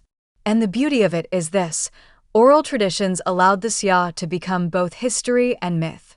When later dynasties looked back, they weren't just reading records, they were inheriting centuries of retold stories, each version shaped by the teller's needs. That's why the Xia still shimmer in the mists of legend. They were never frozen in stone, they were sung, spoken, and remembered. So, while the Xia lacked the written texts that later dynasties leaned on, they had something just as powerful: culture that lived in voices, in melodies, in myths that still echo. And those myths and songs, fragile as they might seem, helped hold people together when politics and rivers threatened to tear them apart. From here, though, we shift from culture as glue to politics as pressure. Because while myths unified, real tensions still simmered between central authority and local tribes, between the Xia kings and the clans they tried to command. That uneasy balance is our next step. The Xia kings may have claimed Yu's mantle, but let's be honest, they weren't emperors commanding a unified China in the way later dynasties would. Their authority stretched only as far as their alliances and armies could reach. Beyond the core settlements along the Yellow River were dozens, maybe hundreds, of tribes and clans with their own leaders, customs, and ambitions. Some bowed to Xia authority, at least in name. Others resisted, rebelled, or ignored them altogether. Imagine the Xia as a hub, not a blanket. At the center, the king and his court performed rituals, ruled over fertile lands, and directed labor for irrigation and farming. Around them, concentric circles of influence extended outward, some tribes close enough to be drawn in as allies or vassals, others further out, only loosely connected through trade, marriage, or intermittent tribute. The farther you went from the center, the weaker Xia authority became. At the edges, Xia power was little more than a rumor. And that created constant tension. To maintain authority, Xia kings had to balance carrot and stick. The carrot was ritual and kinship, forging ties through intermarriage, inviting tribal leaders to court feasts, giving them bronze weapons or jade ornaments as gifts. These gestures created bonds, reminded outsiders that the Xia were not just stronger, but more cultured, more connected to heaven. The stick was military force. If a tribe resisted too openly, if a vassal refused tribute, the Xia had to send troops. Not always successfully, but often enough to remind people who claimed the center. But here's the irony: Every time the Xia relied too much on force, they risked draining their own resources. Wars were costly. Armies pulled farmers from fields, weapons consumed precious bronze, and defeat could expose the dynasty's fragility. On the flip side, relying too much on ritual and kinship left space for ambitious tribes to test boundaries. It was a balancing act, never fully stable. Later texts frame this as an eternal tug-of-war, the civilized Xia versus the barbarian tribes. But those categories were far from fixed. Tribes labeled as outsiders might trade with Xia settlements, adopt their rituals, or even marry into their lineages. And Xia elites, for all their claims of uniqueness, were just one among many groups trying to build a durable political order. What set them apart wasn't that they were fundamentally different, but that their myth, the story, the rituals, the bronze and jade, was compelling enough to anchor a dynasty. Think of it like a fragile early federation. Each clan or tribe had its own loyalties, but the Xia king tried to be the linchpin, holding them in a loose net of obligation. Sometimes it worked. Shao Kang, one of the later Xia rulers, was remembered for restoring the dynasty after chaos, largely by reasserting control over rebellious clans. Other times it failed, and the dynasty teetered on collapse. These swings reinforced the moral narrative: strong kings held the center, weak kings lost it. This push and pull wasn't just political, it shaped culture itself. To distinguish themselves from others, the Xia emphasized rituals, feasts, and ancestor worship as marks of identity. To be Xia wasn't just to pay tribute, it was to participate in their rituals, to recognize the authority of Yu's descendants. Outsiders who resisted weren't just rebels, they were framed as enemies of cosmic order. That framing strengthened Xia identity, even when their grip on power was shaky. But underneath that cultural polish was the same messy reality that defined early states everywhere: constant negotiation. A Xia king might one year host a feast for a neighboring tribe, praising their loyalty, and the next year march against them when tribute dried up. Authority was situational, never absolute. And yet, through those cycles of alliance and conflict, a fragile sense of centrality grew. Here's a modern comparison. Think about the early United States under the Articles of Confederation. Each state guarded its independence, the central government was weak, and every decision required delicate negotiation. It wasn't a full union yet, but it was something, an experiment in cohesion that could collapse or evolve. The Xia were in a similar place, more a coalition of kin and allies than a centralized empire. But the experiment mattered because it planted the idea that central authority was possible, even if contested. For the people living through it, this push and pull was felt in practical ways. A village on the edge of Xia influence might one year send grain as tribute, the next year fight off Xia tax collectors. A tribal leader might proudly display a jade gift from the Xia court while quietly plotting independence. The Xia were strong enough to matter, but not strong enough to dominate completely. And that's the tension at the heart of their story.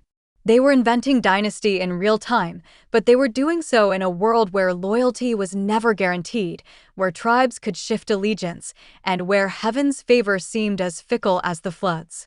That tension between central power and local autonomy didn't end with the Xia.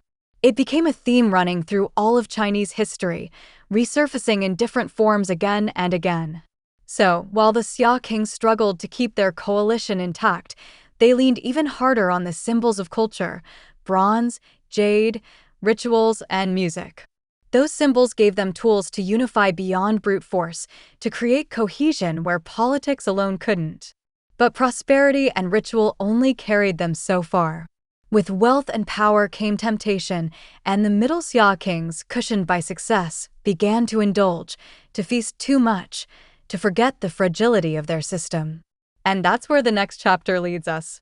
The early Xia kings lived in a world defined by struggle, floods to fight, neighbors to pacify, clans to hold together.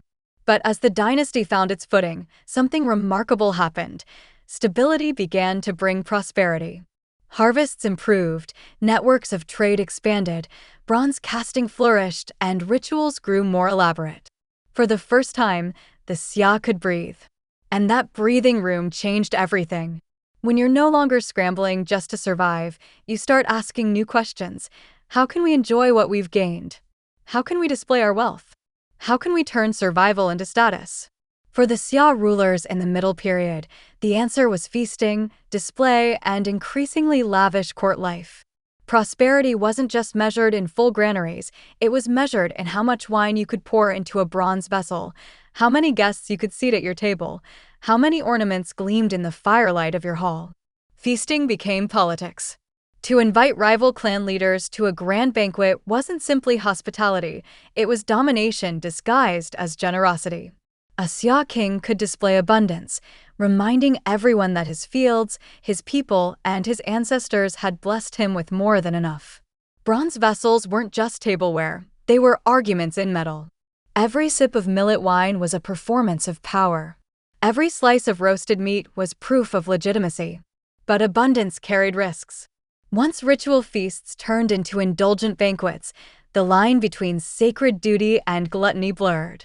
Later historians paint pictures of Xia rulers slipping from virtue into extravagance, hunting for pleasure rather than necessity, drinking excessively, neglecting governance in favor of constant revelry. Was this exaggeration? Almost certainly. But the moral lesson is clear: success can breed complacency, and prosperity can be its own trap. Tai Kong, one of Qi's successors, is remembered in tradition as exactly this kind of figure. Instead of ruling wisely, he supposedly drowned himself in hunting and indulgence, leaving his people neglected. The result? Disorder. Rebellions. A dynasty wobbling under the weight of its own abundance. Whether the details are literal or not, the theme is unmistakable. When rulers forget the hardships that built their power, they invite decline. And yet, even amid overindulgence, there were recoveries. Shao Kong, remembered as a restorer king, supposedly pulled the dynasty back from near collapse. His reign symbolized the idea that even after misrule, virtue could be restored. The pendulum swung, weak rulers gave way to stronger ones, and the dynasty endured. But each swing reinforced the idea of the dynastic cycle. Prosperity leads to excess leads to crisis demands renewal. The Xia weren't just living history. They were already writing the script that would define Chinese political thought for centuries. For ordinary people, the contrast must have been striking. On one hand, prosperity trickled down, fuller harvests, better tools, a bit more stability in daily life. On the other, they watched as their rulers lived in increasing luxury, seemingly detached from the toil of the fields. A farmer grinding millet might hear of his king's endless hunts and feasts and wonder if heaven was still watching. That dissonance, between prosperity at the top and vulnerability at the bottom, simmered beneath the surface. There's a universal truth here. Prosperity tests societies as much as hardship does. In hard times, survival forces cooperation, discipline, and ingenuity. In good times, temptations multiply. Elites begin to believe their comfort is permanent, their authority unquestionable. The Xia, like Rome in its golden age or France under Louis XIV, discovered that abundance can dull vigilance. What begins as celebration can slip into arrogance. But we shouldn't flatten this into pure morality play. The Middle Xia period was also a time of genuine cultural growth. Bronze casting became more sophisticated, rituals more elaborate, social hierarchies more defined. These were the years when the dynasty's identity crystallized. Without the prosperity and feasting, there would have been no resources to fund artisans, musicians, or rituals. In other words, the very indulgence that weakened rulers also allowed culture to flourish. That contradiction is worth holding on to. So, the Middle Xia kings presided over a dynasty at its height, stable enough to feast, wealthy enough to indulge, strong enough to project authority. But in the very act of enjoying that prosperity, they planted seeds of overreach.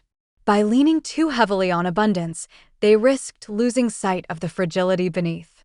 And fragility has a way of showing itself, often through cracks we can only glimpse centuries later. That's why archaeologists turn to the earth for answers. To understand what really happened in this period, beyond myths of feasting and tales of restoration, we look at the Urlita culture, with its palaces, bronzes, and burials. Archaeology doesn't give us moral lessons, it gives us fragments of reality. And that's where we turn next. For centuries, the Xia Dynasty existed only in texts, perched on the edge of myth. Scholars argued endlessly, was it real or just a cautionary tale invented by later dynasties? And then, in the 20th century, spades hit soil in the Yellow River Basin, and something startling emerged: Erlitou. Palaces, bronzes, jade, stratified burials, all dating roughly to the time the Xia were supposed to exist, around 1900 to 1500 BC. Was this the Xia finally uncovered? Or was it just another early state, later woven into legend? The debate still rages. The Erlitou site, first discovered in the 1950s near Luoyang in Henan province, revealed what looked like a proto-urban center. Foundations of palatial complexes stretched across acres, built on rammed earth with wooden beams. Road networks connected neighborhoods. Workshops produced exquisite bronze vessels and jade ornaments. Burial sites showed clear social hierarchy. Some graves had only pottery, while others boasted bronzes, jades, and sacrificial victims. This wasn't a loose scattering of villages, it was organized, stratified, powerful. The bronzes are particularly telling. At Erlitou, archaeologists found some of the earliest known bronze ritual vessels in China. Simple compared to the later Shang masterpieces, but still revolutionary. They show that Erlitou elites weren't just surviving, they were performing rituals, consolidating authority, and projecting legitimacy. Bronze, as we've seen, wasn't just metal. It was ideology in solid form. To hold bronze was to hold power. And then there are the jades. Erlitou graves yielded finely carved by discs, sewn tubes, and ceremonial axes, objects that speak of continuity with earlier Neolithic traditions. Jade, the eternal stone, symbolized a bridge between past and future, the living and the dead. Its presence in elite burials tells us that Erlitou society already understood power as something cosmic, tied to ancestors and heaven. In other words, exactly the worldview later attributed to the Xia. But here's the catch: no artifact at Erlitou says Xia. There's no inscription naming you the great, no stele proclaiming Qi's succession. We have material culture, not written confirmation.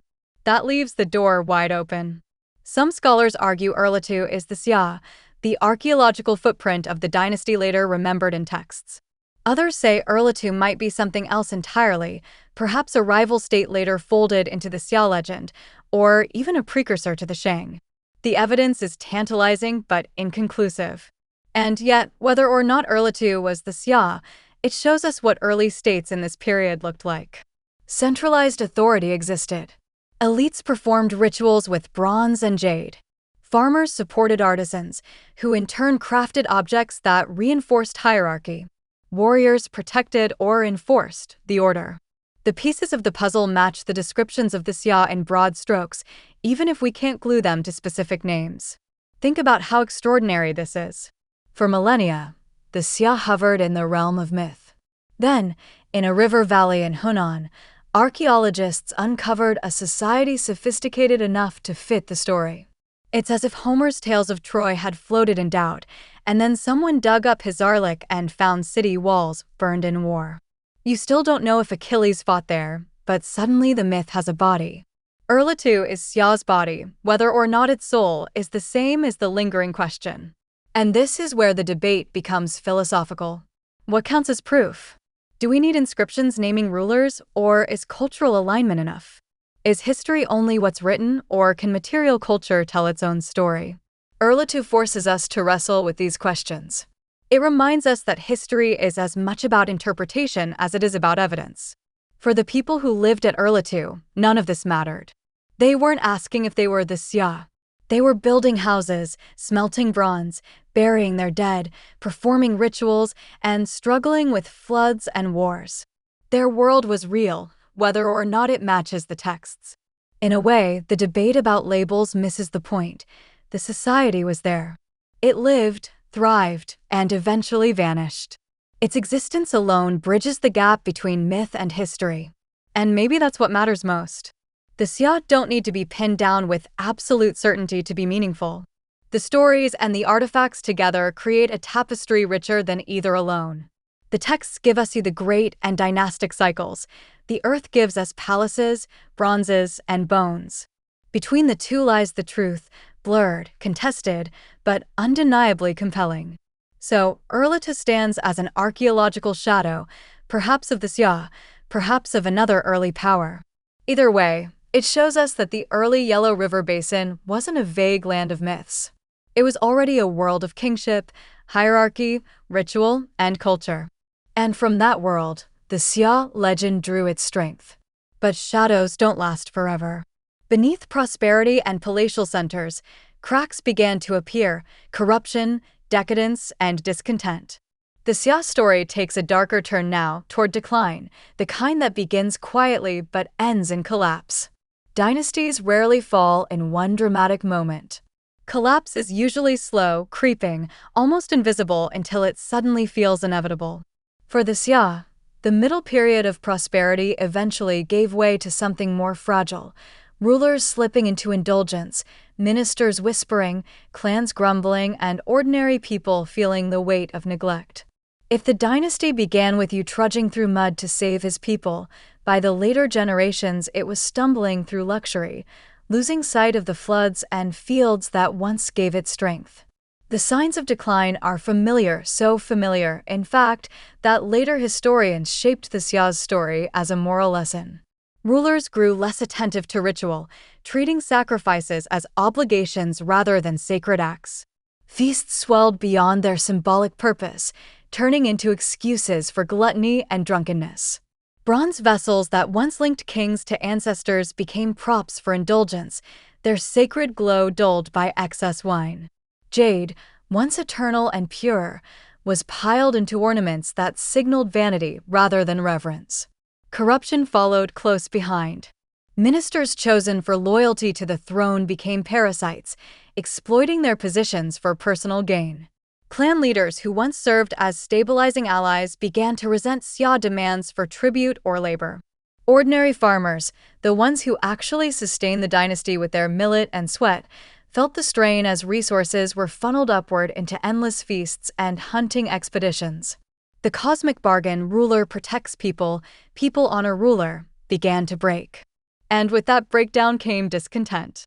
In the fields, a bad flood or a failed harvest could no longer be soothed with ritual alone. People began to wonder, if heaven favored the Xia, why did misfortune continue? If ancestors still blessed the kings, why were ordinary lives so precarious? Doubt, whispered quietly in villages, is as dangerous to a dynasty as rebellion on the battlefield. Because once people believe heaven's favor has shifted, the ruler's authority unravels. It's worth pausing here. These cracks weren't unique to the Xia. They're part of a pattern that would repeat across Chinese history. Prosperity leads to complacency, complacency leads to corruption, corruption breeds discontent, discontent invites rebellion. The Xia were the first chapter of this cycle, but they would not be the last.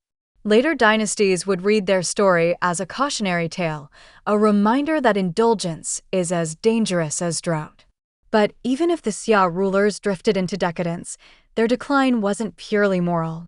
Structural problems lurked beneath the surface. The loose web of clans and tribes that made up Xia authority was always fragile. Prosperity may have masked tensions for a time, but when rulers weakened, those tensions re-emerged. Rival clans pushed back. Vassals withheld tribute. Neighboring tribes tested Xia's strength. What looked like unity from the center often felt like coercion at the edges. And coercion never lasts forever.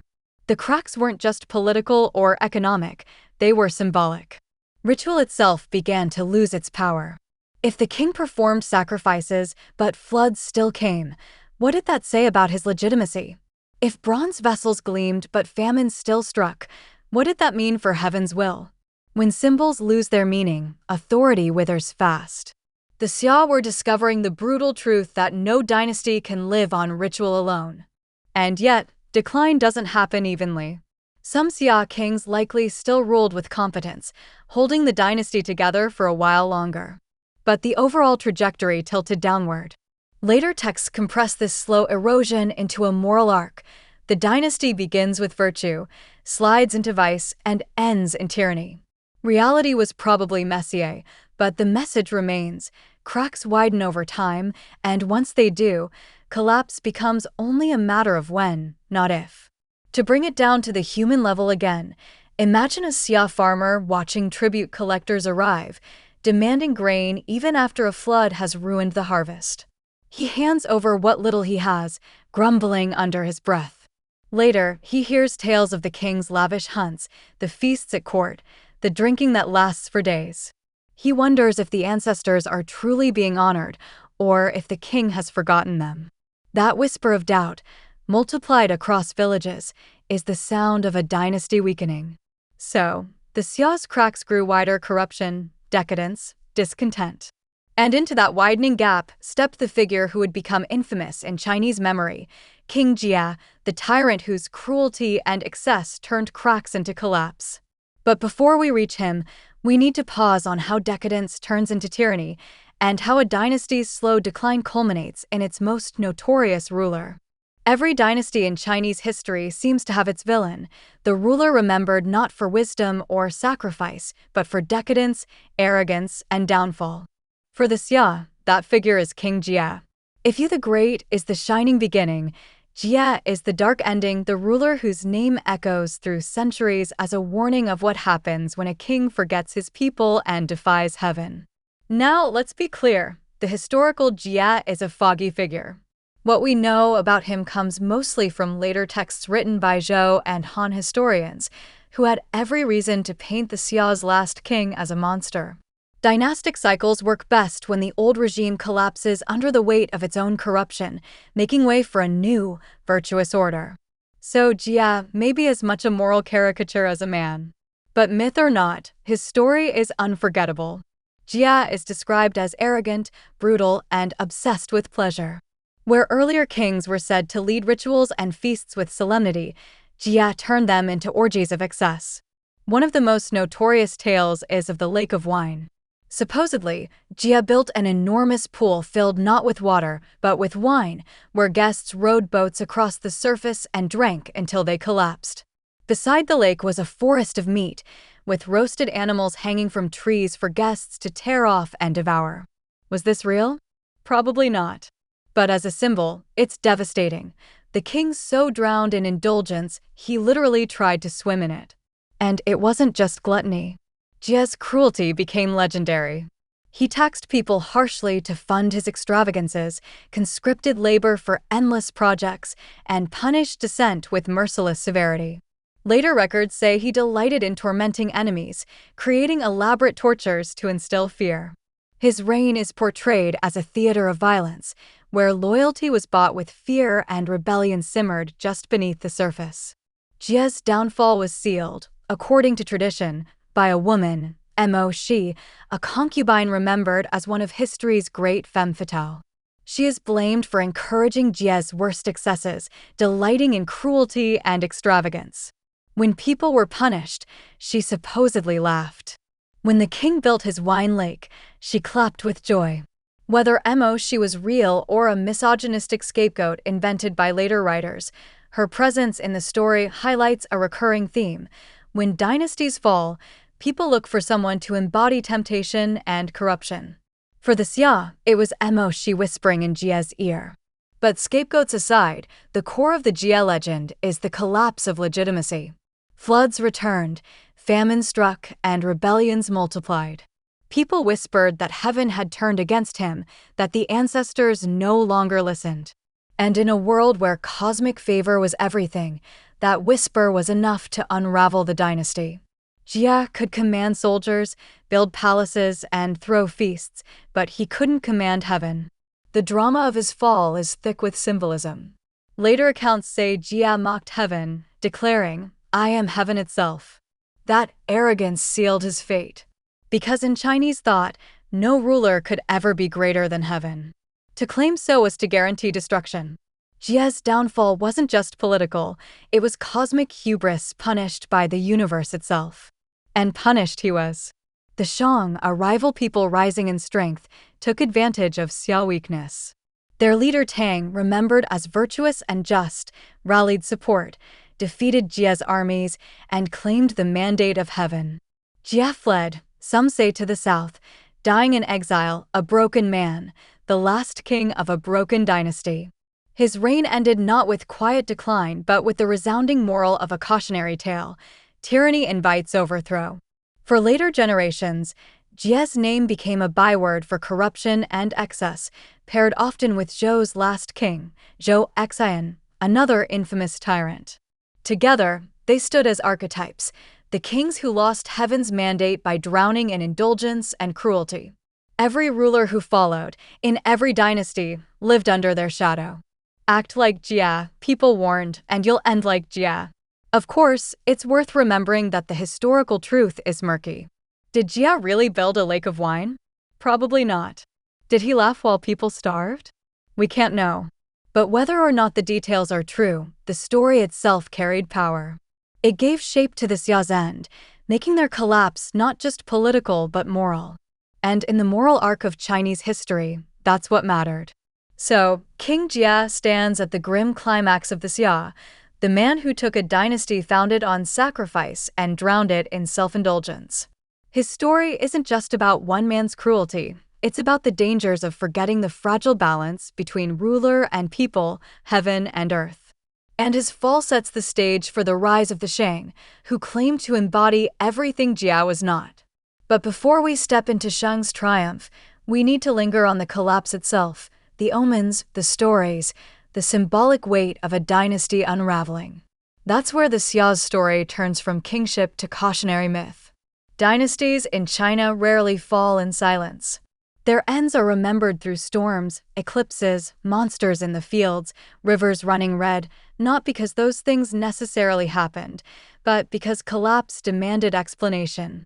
For the Xia, the reign of Jia wasn't just political failure, it was cosmic rupture.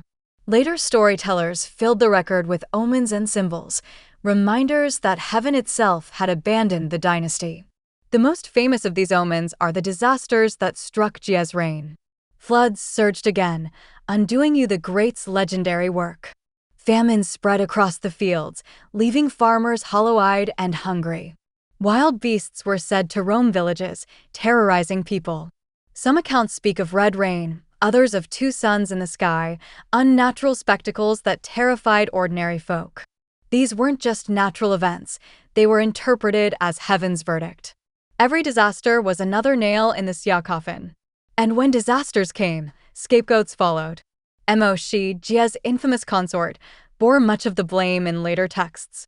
She supposedly delighted in cruelty, encouraging Jia to invent new tortures for amusement. She laughed as people suffered, historians claimed, and pushed Jia toward the excesses that doomed him. Whether she was real or an invented archetype, she became a symbol of dangerous indulgence, the evil beauty who led a king astray. Her role was less history than moral theater, a reminder that unchecked desire corrupts rulers, and that women at court could be cast as convenient villains when dynasties collapsed. But Mo Shi wasn't the only scapegoat. Ministers and officials were also blamed. Stories say Jia surrounded himself with flatterers who told him what he wanted to hear, while honest advisors were ignored or executed. This trope recurs in almost every dynastic collapse narrative. When rulers stop listening to truth and reward sycophants, they lose their grip on reality. Whether or not specific names are accurate, the theme rings true across history. The symbolic collapse also lived in stories of Jia's arrogance. He's said to have proclaimed himself greater than heaven, declaring, "Heaven is mine to command." That line may be apocryphal, but it carried enormous weight. In Chinese thought, no ruler could defy heaven. To do so was to invite total annihilation. By putting such words in Jia's mouth, later historians ensured that his downfall would be read not as an accident of politics, but as a cosmic necessity. And the story spread. Imagine being a farmer in the Xia heartland, struggling through a poor harvest. You hear rumors. The king built a lake of wine, the concubine Mo Shi laughs while people starve, the ministers feast while floods rise. Then an eclipse darkens the sky. How do you interpret it? Not as coincidence. You see it as heaven's judgment. You whisper to your neighbors, "The Xia have lost the mandate." And when Shang emissaries arrive promising justice and renewal, you're ready to believe them. That's how symbolic collapse works. It prepares people to accept new rulers. This blending of disaster, rumor, and morality wasn't unique to the Xia.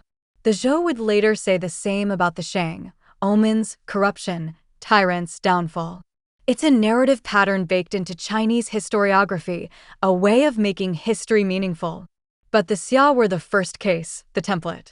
Jia's collapse became the archetype of how dynasties die. And here's the thing, even if half these stories are exaggerations or inventions, they contain a truth deeper than fact. Dynasties don't fall only because of armies or famines. They fall when people stop believing in them. The omens and scapegoats of Jia's reign are reflections of that loss of faith. They show how cosmic belief and political legitimacy were inseparable. Once heaven's mandate was thought to be gone, the dynasty was already finished, no matter how many soldiers Jia commanded. So, the Xia didn't just end, they unraveled in a storm of symbols.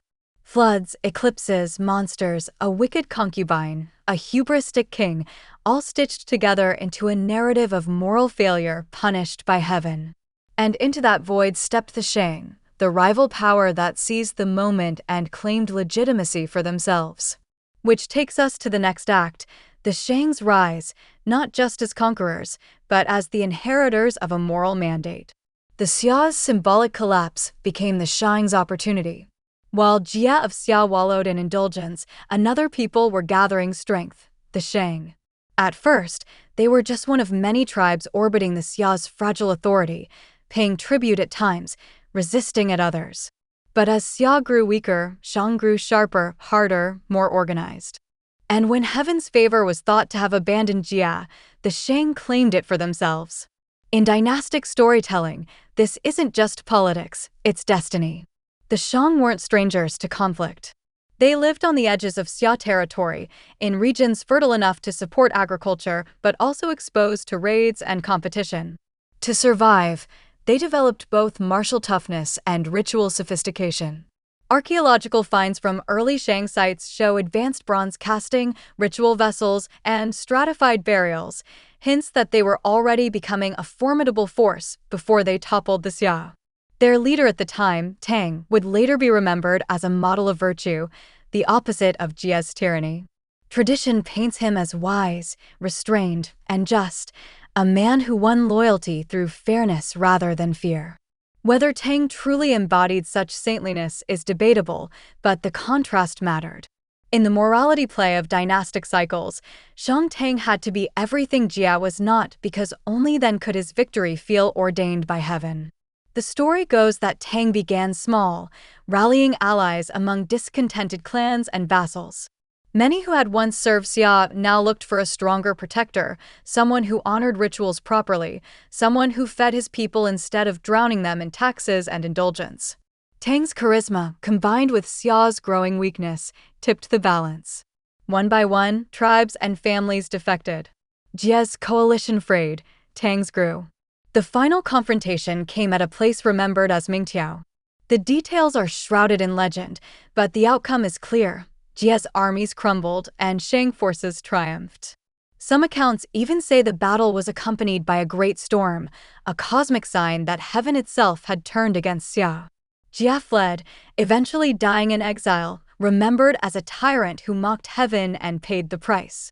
Tang entered history as the founder of the Shang Dynasty. What's striking here is how cleanly the narrative fits the mandate of heaven model. Jia is decadent and cruel. Tang is virtuous and just. Jia loses heaven's favor. Tang gains it. Jia falls. Tang rises. This formula would be repeated again and again in Chinese history, Zhou overthrowing Shang, Han replacing Qin, Ming replacing Yuan, each new dynasty claiming moral superiority as the reason for their success. And it all begins with the Xia to Shang transition. But beneath the moral drama, there's also the gritty reality of power. Tang didn't just wait for heaven's favor. He built alliances, fought battles, and exploited Xia's weakness. He understood that dynasties fall not just because of omens, but because people stop fighting for them. When farmers resent tribute, when clans resist taxes, when generals doubt their king, collapse is inevitable. Tang didn't invent that collapse, he harnessed it. For the ordinary people caught in this shift, the change may have been less dramatic than the chronicles suggest. A farmer might have noticed only that his tribute went to a different ruler, that rituals were led by new faces, that soldiers in new banners patrolled the roads. But symbolically, the change was seismic. The Xia, the first dynasty, were gone. The Shang, with their bronzes, their divination, and their growing sophistication, now carried the torch. And yet, the Xia weren't erased. Their memory endured, sharpened into myth, wielded as a warning. Every dynasty after would look back and say, "Rule like you, not like Xia. Govern with virtue, not indulgence. Honor heaven, or heaven will take your mandate away." The Shang's victory didn't just end the Xia, it cemented the moral framework of Chinese history. But before we race ahead into Shang glory, we need to pause on what it means to end. How does a dynasty collapse in the minds of those who lived through it? What does it feel like when the world you've known dissolves and a new order takes its place? That's where we turn next, to the lived experience of collapse, the silence after the storm. The fall of the Xia wasn't just the story of a tyrant losing a battle. It was the unraveling of a bond between ruler and ruled, between dynasty and destiny. Xia may have commanded soldiers and presided over rituals, but by the end, he had lost the two things that mattered most in early Chinese thought: the mandate of heaven and the loyalty of his people. Once those were gone, palaces and armies meant little. The tradition tells us the decisive clash came at Mingtiao, where Shang Tang's forces met Jia's. Some accounts describe the battle as raging under darkened skies, a storm breaking out as heaven itself signaled its will. Jia's troops, dispirited and disloyal, faltered. Tang's coalition surged forward, buoyed by belief that virtue was on their side. Jia fled, abandoning his throne. In one version, he escaped south to a place called Nanchao, where he lived out his days in bitterness, railing against fate. In another, he died in obscurity, stripped of the power he once claimed was greater than heaven. But battles are only the surface. What really destroyed Jia was abandonment. The clans who once pledged allegiance to Xia saw no reason to fight for him. Farmers pressed into heavy tributes saw no reason to feed his court. Ministers silenced or corrupted offered no wisdom to save him. Even the rituals, once a bridge to heaven, rang hollow. When floods came and sacrifices failed, people whispered, "The ancestors no longer listen." And once a ruler loses that belief, his fall is already written. For the people living through it, the end of Xia may not have felt like a clean break. Dynasties don't collapse overnight. A farmer still rose at dawn to hoe millet. A potter still shaped clay for cooking vessels. Life continued, even as allegiances shifted. What changed was the story people told themselves, that Jia was cursed, that Shang Tang was chosen, that heaven had spoken. That narrative, more than swords or storms, was the true end of Xia. Later historians framed it as the transfer of the mandate of heaven, the first in a cycle that would repeat endlessly. Xia falls, Shang rises. But strip away the philosophy, and it's a simpler truth. A ruler lost the trust of his people, and another seized the chance to lead. The Xia's last stand wasn't just military defeat, it was moral exhaustion. Jia's name endured not as a king, but as a caution. In the centuries to come, Jia became shorthand for tyranny, excess, and arrogance. His downfall became a lesson retold to every ruler who listened, or failed to listen, to the murmurs of discontent beneath their throne. And the Xia, as a dynasty, became the first proof of a law that would haunt every Chinese emperor: no mandate is forever. So the Xia ended not with glory but with flight, not with a king standing tall, but with a tyrant running, stripped of legitimacy. And into that vacuum stepped the Shang, who claimed to embody renewal. But the Xia didn't vanish entirely. They lingered as memory, myth, and warning, the first dynasty and the first to fall. The Xia may have collapsed, their last king wandering in exile, their palaces swallowed by time, but they didn't disappear. If anything, their power grew in absence. They became a story, a warning, a model of rise and fall retold by later dynasties. And in that retelling, the Xia mattered more as memory than they ever did as rulers. For the Zhou, centuries after the Xia's fall, their story was indispensable. The Zhou themselves had risen by overthrowing the Shang, just as the Shang had toppled the Xia. To justify their revolution, they needed precedent. And so, the Xia were painted as the first in a cycle, a virtuous beginning with Yu the Great, a flourishing middle, a decadent end under Jia, and then righteous overthrow by the Shang. This pattern rise, virtue, corruption, collapse became the logic of Chinese history, the dynastic cycle. Without the Xia, the Zhou's mandate of heaven narrative would have been thinner, less convincing. So the Xia became mythologized. Yu wasn't just a flood tamer, he was the archetype of virtue. Jia wasn't just a king, he was the archetype of tyranny. Every dynasty afterwards saw themselves in this mirror. Be like Yu, not like Jia. Govern with restraint, or heaven will turn against you. The Xia became less about what happened and more about what it meant. And in that process, myth grew thick around them. Stories of Jia's lake of wine and Mo Shi's cruel laughter weren't historical notes, they were morality tales, designed to shock and instruct. The Xia's end became a fable of what happens when rulers indulge themselves and forget the people. Ordinary disasters, floods, famines, rebellions, were recast as omens. Jia's arrogance was inflated into cosmic defiance. The Shang's victory was remembered as divine justice. Myth smoothed reality into narrative. It's easy to scoff at that, but think about how societies today tell their histories. The fall of Rome isn't remembered through crop failures and shifting trade routes. It's remembered through images of decadent emperors fiddling while cities burn. The Great Depression isn't remembered through stock charts. It's remembered through breadlines and dust bowls. History sticks when it's shaped into story. The Xia were no different. Their memory survived because it became a parable. And that memory shaped culture in ways subtle and enduring. Confucian thinkers, looking back, praised Yu and lamented Jia. Legalists, more cynical, pointed to the Xia as proof that strict laws were needed to curb human weakness. Poets evoked the Xia as a tragic first act of civilization. Even when archaeologists centuries later debated whether the Xia were real, their symbolic role was undeniable. Real or not, they were foundational. For the people who retold the Xia's story, it wasn't just about kings. It was about morality, order, and the eternal tension between virtue and vice. Yu's sacrifice, passing his home 3 times without entering, became the ultimate image of duty. Jia's lake of wine became the ultimate image of corruption. These weren't details, they were cultural shorthand. To call someone a Jia was to call them a tyrant.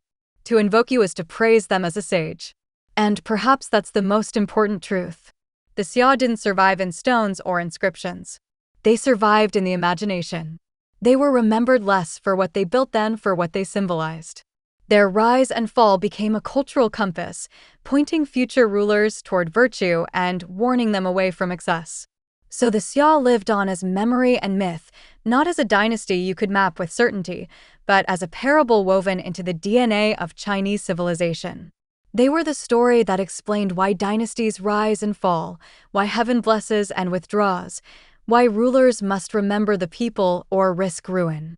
The Xia became the first great cautionary tale of Chinese history. And that tale would be retold, sharpened, and repurposed by generations of philosophers and historians. Which takes us to the next step, how Confucians and later thinkers used the Xia not just as history, but as a mirror for their own times. By the time Confucius walked the dusty roads of the late Zhou dynasty, the Xia were long gone, more than a millennium gone, in fact. No one had seen their palaces, no one had marched under their banners. And yet, in Confucian teachings, the Xia loomed large, not as distant rulers, but as moral examples. They became voices in debates about virtue, power, and the fate of states. Confucius, who lived in an age of chaos and war, often looked backward for models of stability. He praised Yu the Great as the paragon of sacrifice and duty, the man who labored in the floods, who walked past his own home 3 times to save the people.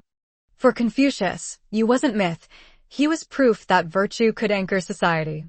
You worked for the people, not himself, Confucius is said to have told his students. The lesson was clear: rulers should embody selflessness, or they had no right to rule. And Xia? He became the negative model. For Confucians, Xia's indulgence and arrogance weren't just personal flaws, they were betrayals of heaven and the people. He ignored ritual, scorned the ancestors, and drowned in wine and women. Confucius used him as a warning: rulers who abandon virtue will inevitably fall, no matter how strong their armies. The Xia, then, became a moral tale, a way to teach students that politics wasn't about power alone, but about righteousness. Later historians like Sima Qian, writing in the records of the Grand Historian, expanded on this framework. For him, the Xia set the precedent for all dynastic history. They were the first to show the cycle: rise through virtue, collapse through vice, replaced by the next dynasty blessed with heaven's mandate. By framing Xia this way, Sima Qian didn't just record history, he created a template. Every dynasty after could be judged against it. Were they like you, virtuous and selfless? Or like Xia, corrupt and doomed? This use of the Xia was more than academic. It was political. A minister in the Han court, criticizing an indulgent emperor, might invoke Xia's name as a veiled warning: remember what happened to the Xia. A philosopher writing about order might hold up you as an ideal: be like him, and the people will follow. In this way, the Xia weren't just ancient history, they were rhetorical weapons, arguments in live debates about governance. What's striking is how enduring this pattern became. The Xia were remembered not for their achievements in agriculture, bronze, or city building, but for the moral arc of their story. That's how Confucians thought history should function, not as a record of facts, but as a guide for behavior. History was a mirror. The Xia were the first reflection in that mirror, showing both virtue and vice. Even legalist thinkers, who scoffed at Confucian morality, couldn't ignore the Xia. For them, Xia's failure proved the dangers of relying on virtue alone. Laws, punishments, and strict control, those, they argued, were the real lessons to take from history. If you represented selfless governance, Xia represented the chaos unleashed when rulers lacked discipline. Both sides, Confucians and legalists, found in the Xia the evidence they needed to prove their point. And so, the Xia lived on, not as ruins or inscriptions, but as arguments. They became part of the vocabulary of Chinese political thought, their story told and retold whenever dynasties wavered. An emperor ignoring the plight of the people? He risked being called a Xia. A ruler devoting himself to projects of public good? He could be praised as another you. The Xia story wasn't history locked in the past, it was a tool to shape the present. For ordinary people, too, the Xia's memory seeped into folk tales and cultural consciousness.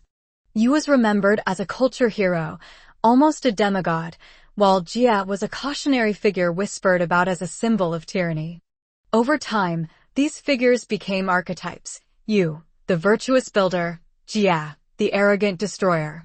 The dynasty itself blurred, but its characters lived on. So by the time the Xia were folded into Confucian classics, they had become something larger than themselves. They were no longer a dynasty of mud and millet, bronze and jade. They were a moral compass, wielded by thinkers and rulers alike. And that compass still points forward, even now, reminding us that history isn't just about what happened, it's about what stories we choose to tell. Which brings us to the final question: why does the Xia still matter? Even if they were partly myth, what does their story mean for Chinese identity today? That's where we turn next. The Xia are gone. Their palaces, if they existed, have crumbled into dust. Their kings, if they reigned, are names remembered only in fragments. And yet, in the long sweep of Chinese history, the Xia endure. They endure not because we can prove every detail of their story, but because they became the foundation of something larger: identity, memory, and the cyclical rhythm of rise and fall. For Chinese civilization, the Xia were the first dynasty. Whether archaeologists link them definitively to Erlitou or not, their place in the narrative has been fixed for over 2,000 years. To teach history in China, you begin with Xia. You begin with Yu the Great taming the floods, with hereditary kingship taking root, with Jia's arrogance and downfall. They're the starting point of the dynastic cycle, the seed from which the idea of heaven's mandate grew. Without them, the arc of Chinese history feels incomplete. And that's the paradox. The Xia may be half myth, but myths can be more powerful than facts. To call yourself a civilization with a lineage stretching back to the Xia is to claim depth, continuity, and legitimacy. That's why later dynasties leaned so heavily on their story. The Shang justified themselves as Xia's righteous successors. The Zhou justified themselves as Shang's replacement, citing the Xia as precedent. Each dynasty, in turn, pointed back to that first rise and fall as the model for history itself. But the Xia's echo isn't only political. It's cultural. Yu the Great became a symbol of devotion and sacrifice, invoked in philosophy, folklore, and even art. Jia became the eternal tyrant, invoked whenever rulers strayed too far into indulgence. These archetypes transcended their supposed time. They became part of the language of morality, guiding not just emperors but ordinary people. Be like Yu, work for the greater good. Don't be like Jia, consumed by selfishness. The Xia's story seeped into everyday ethics. Even in modern times, the Xia matter. Archaeological debates over Erlitou still make headlines because proving Xia's existence feels like proving the roots of Chinese civilization. Textbooks still begin with them, not because every historian agrees on the details, but because identity isn't built only on evidence. It's built on shared stories. To say we began with Xia is to draw a line of continuity stretching thousands of years, binding past to present. And maybe that's the real lesson. The Xia weren't just a dynasty, real or imagined. They were a story about what it means to rule, to prosper, to falter, and to fall. They remind us that legitimacy rests not only on armies or wealth, but on trust, morality, and belief. They show how societies explain collapse through symbols and scapegoats, how they turn disaster into narrative.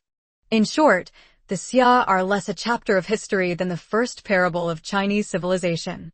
Think of them as the overture to a symphony. The themes of virtue and vice, prosperity and corruption, heaven's favor and heaven's wrath, all are introduced in the Xia's rise and fall. Later dynasties repeat and expand them, but the Xia set the tune. And even if we never uncover an inscription naming Yu or Jia, the music still lingers. So, do the Xia still matter? Absolutely. Not because we can pin them down with absolute certainty, but because their story has shaped how a civilization understands itself. They're the shadow at the beginning, the caution at the end, the reminder that every dynasty carries within it both Yu's sacrifice and Jia's arrogance. And that tension between greatness and ruin is the heartbeat of Chinese history. In that sense, the Xia never truly fell. They live on in memory, myth, and identity, the dynasty that may have been, but always will be.